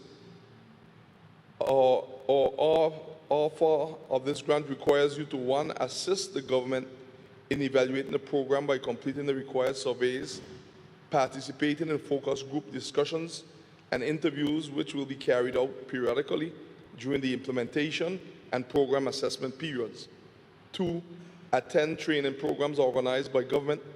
The training aims to equip micro, small, and medium enterprises, MSMEs, with expertise in financial management, business plan development, and other entrepreneurial skills. Please note that acceptance of the requested grant also signifies your acknowledgement of you agreeing to furnish the Premier's office with a full account of the expenditure of the funds being granted. This information is to ensure that the grant hits its target, that the government is being prudent with the public's purse. Further, through acceptance of the grant, it is also expected that you will settle outstanding payments with agencies such as Inland Revenue Department, Social Security Board, and National Health Insurance. We appreciate being able to assist you with your efforts. Thank you for your contribution to your community and the economy of the Virgin Islands. And every single business person that received a grant received this. And I graciously took the letter. And we have received numerous letters of appreciation from the businesses. They recognize that the government cannot pay everything. The grant won't be able to pay everything. But they have been very grateful for the many of hundreds and even into the thousands of persons that have received help from government by stimulus in one fashion or the other. And that is for the business. Mr. Speaker, in terms of the preschools, daycares, private schools, churches, and religious organizations for their economic stimulus, everyone that received thus far, because it's still ongoing, but anyone that received also will receive this. Congratulations. I'm pleased to inform you that your daycare, preschool, private school, church has been granted a stimulus which is awarded in the amount of, and it states the amount. We appreciate being able to assist your daycare, preschool, private school, church with its continued efforts in educating our children. And thank you for your contribution to your community and the lives of the people and the economy of the Virgin Islands on a whole. May God continue to bless you and your organization. And that is for preschools, daycares, private school, churches, and religious organizations' economic stimulus. And all the farmers and fishermen that receive their economic stimulus, every one of them also received this letter, and those who will still receive will receive this letter. Congratulations. I'm pleased to inform you that your application has been approved. You will be awarded a grant in the amount of whatever. Please note that the acceptance of the requested grant also signifies your acknowledgement of you agreeing to furnish the Premier's office with a full account of the expenditure of the funds being granted. This information is to ensure that the grant hits its target, that the government is being prudent with the public's purse. Further, through acceptance of the grant, it is also expected that you will settle outstanding payments with agencies such as Inland Revenue Department, Social Security Board, and National Health Insurance. We appreciate being able to assist you with your efforts. Thank you for your contribution to your community and the economy of the Virgin Islands. Mr. Speaker, I'm glad to see what our people of the Virgin Islands have done when they received the grants. They have invested in their businesses. Of course, they have paid some of the outstanding expenses that they have, because COVID-19 has really hit persons very hard in areas that cannot be imagined. And no one has the playbook for COVID-19, Mr. Speaker. Honorable Reimer said that his grandfather is 4 years old, and he never saw a pandemic like this, because he would have been a young boy at that time when the Spanish flu came out. So unless persons are wrong who experienced that over 100 years ago, and even then that playbook wouldn't be applicable to what is happening now with COVID-19. So there's no one that can say, this is how you will handle COVID-19, this is your playbook, take it, read it, and handle it that way. These rules, as the Minister of Labor always says, has been made up as we go by different countries and by each of us. So each one of us had to make up the rules, adjust our policies. So we are glad to help the people of the Virgin Islands. In these aspects of the stimulus alone, the daycare, the private schools, the churches, the farmers, the fishermen, the businesses, thus far is about $14 million that has been able to help the people of the Virgin Islands to better their businesses, better themselves in terms of some stimulus to help towards their bills and their family. And all of them has said, when they meet me, Premier, don't worry about a thing. I can be accountable for every dime. That is why I'm so proud of them. And I know that every single dime that has been given out from a stimulus from this government has hit its target, because the people of the Virgin Islands are people of pride. They don't like to owe. So whenever they get some money, they go and they pay. They pay their bills, whatever it is, even if it's some of it towards a light bill or other bills. So a lot of it has hit the ground. I want to thank my permanent secretary, Dr. Carolyn O'Neill Morton, and her whole staff at the Premier's office and the Ministry of Finance. I saw them here, the Financial Secretary, Mr. Glenn Y. Fobbs, and his deputy, Mr. Jeremiah Frett, and also his budget coordinator, Mr. Emmanuel, and all the whole team in finance. I thank all of them. Mr. Speaker, I want to thank all persons, all the House of Assembly staff, clerk, everyone for all the work that you do. I wish everyone a happy holidays and Merry Christmas to all government employees, all staff members. I wish the same for all ministers, all members of the House of Assembly, AGU and your staff, and the whole 9 yards, all of the members of Her Majesty's loyal opposition, all of them, all members here, and my government members have a special place in my heart, not because they're my government, but I feel good working with them. Even when they have to tell me off and they do it in private, I feel good. So, this morning, Honorable Keynes WhatsApp me early, put me up on one little thing, and I tell her, thanks, I really appreciate you, and I love you.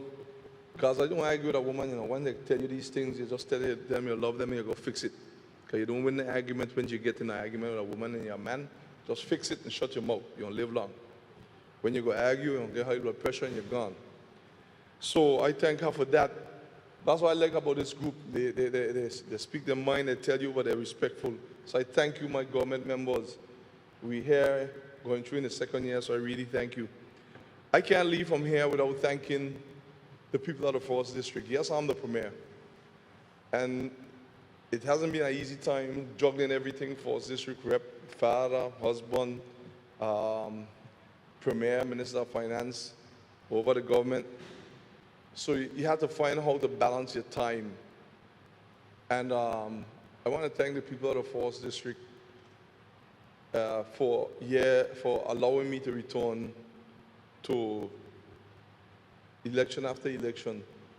Remember, for the third said it best, there were other choices, but they selected me, and I don't take it for granted.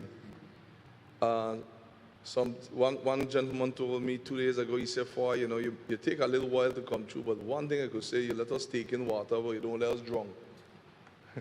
Because sometimes it takes a while to walk through some of the red tape to get people help. And sometimes when they don't hear me for a month, they say I forget, and then they look a month and a half later, they see me, they see that I call and say, well, all right, I got you. I don't like calling people every minute, telling them I'm working on it, I'm working on it, I'm working on it.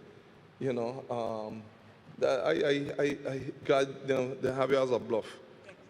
I prefer to just keep my mouth shut and let them get angry, which they're only human, and when you come through, some of them just tell me that I forgive you because I was cussing you. I said, no, you have every right to, but I come through now. So don't worry about the cost. Let's keep going. So I thank the people of the force. They are a unique set of people. When I say so, I mean that the one set of people that not afraid to tell me as their rep, Premier or not, when they agree and when they disagree. From when they go through Carbeck to Capoonsbay to West End to French Monsky, let me don't call any other area before I forget it, Long Bay, Belmont, Towers, Romney Park, Apple Bay. I think I cover all now, Fortune got. I think I cover all. They're just straightforward. And when they finish, tell you what's on their mind, then they'll tell you if you want something to eat right after and you want to know how you could swallow it, kind of words they told you. But that's just for you to go do a little better and come back. So I want to thank them so much. And with it, a lot is going to be done there with the people of the force coming up very, very soon with some other areas. And I try to keep the balance, not because they're Premier Minister of Finance. I try to keep balance from District 1 to 9 with the people's tax money. And so sometimes I got blame in my district. Well, you ain't do nothing here in this section, but you Eastern, doing the Eastern Langlook sewage. And I tell them, yes, but your section will come. But you have to look out for the entire territory, but also make sure that you take care of the area. Because there are some needs in this territory that were left undone, and the member for the tour, I go back to him, said it for so many years. And my heart was warm when the member for the tour said today that he was able to get a lot of things done under this government that he wouldn't get before. And I want to tell him that I thank you for saying it publicly. Because one thing he knows is that I respect him and his district. And I respect the at-large system, I respect the district system also, but I respect people. That's why every single representative in this house can say that they got the same amount, whether they were with government or they were opposition. And even when one or two of my members said, but Premier, how we could get them the same money, how we could do this, but after I explained to them, they say yes, because today's government could be tomorrow's opposition. And today's opposition could be tomorrow's government. So I will be consistent. And I made a promise, and I'm sticking to it, that I would not treat the opposition members, especially those that were in the government, the way that they treated Fraser and myself. I wouldn't do it. I'll never do it to anybody. I thought it was the most unfair thing for like eight plus years. Even you know, something even had the respect to get an audience with ministers. Some of them were very nice. But then when they get with the rest crowd, even if they tell you yes, Fraser don't understand, they say Up the Bvi no. Because they went with them and they couldn't stand up. So you end up with nothing. It's only God kept persons like Fraser and myself still here. So, and I really thank the member for the tour for being honest about it. I know that he's a man that speaks his mind, so when he doesn't agree, he will say. But I'll try to be as balanced as the Minister of Finance and the Premier of this territory as can be. I'll continue to fight for the rights of the people, and one thing they don't have to worry about me with is that I really don't fight for persons just who have, as they call it, powerful last names. I fight across the board. I find that the fight has shifted though, member from the tour. It's no longer that you're getting where you're going because of your last name. It now has shifted since I come into government as Premier. I noticed the shift has come in that once you're within a certain clique and clan is when you get to move up. So once you're hanging out with a certain set is when you get to move up. And if you're not hanging out with a certain set and in certain entities, I don't want to taint negatively any organization, but there's a mindset of that once we hang around the Joneses, we're going to be okay. That is the difference now. And the person who is the most capable is being lost in the shuffle now because there are more of those who let those with not good intentions get to the boardroom of their mind when the decisions are being made. And I see persons like myself as a negative person. But not that you're negative, you're just not succumbing to their trend of thoughts. Because you have to be fair to persons.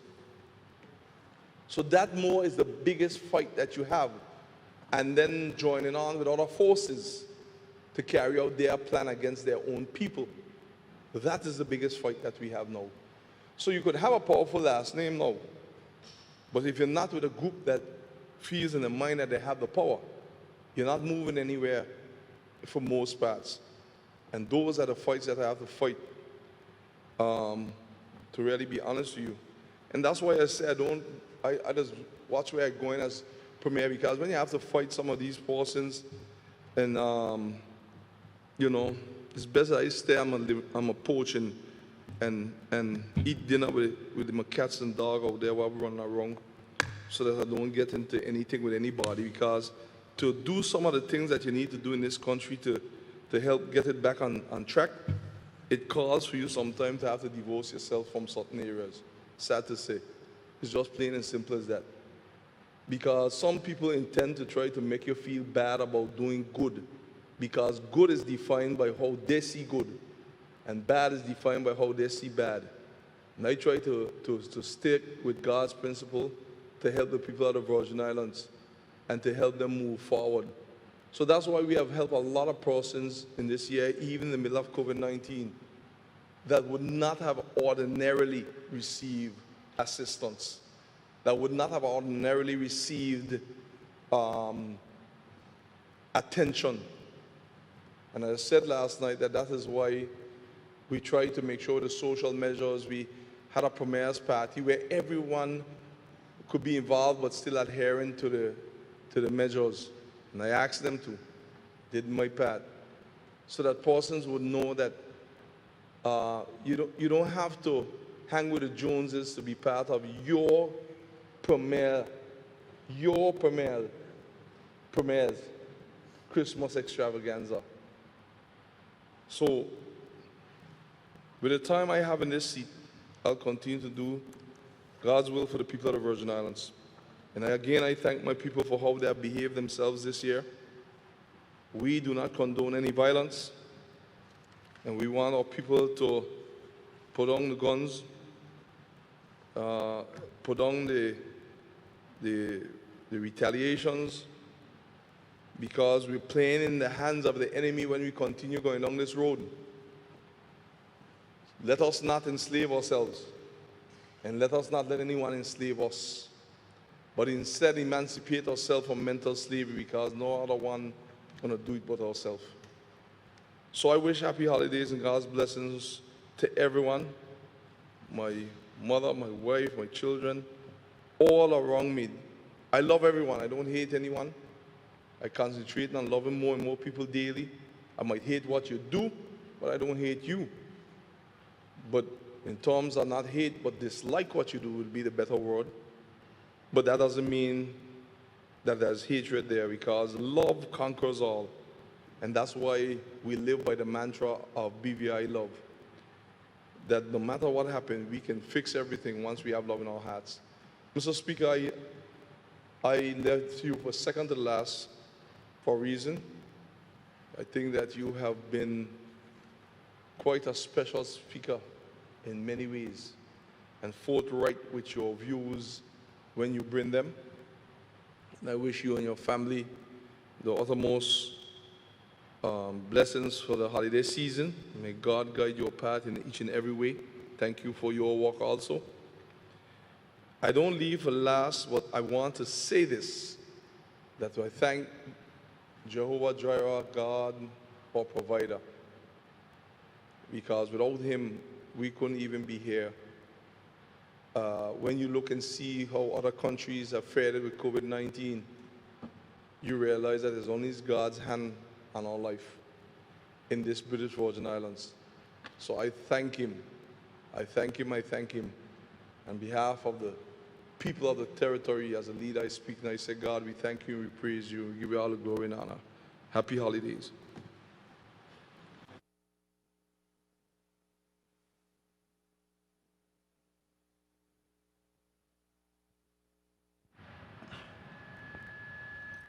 Testing.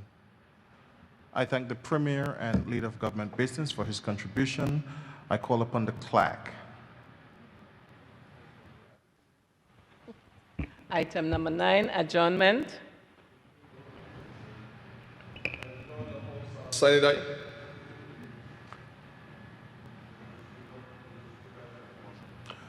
A motion has been moved and seconded for the House of Assembly to be adjourned sine die. Those in favor? Those against? The ayes have it. This Honorable House is now adjourned sine die.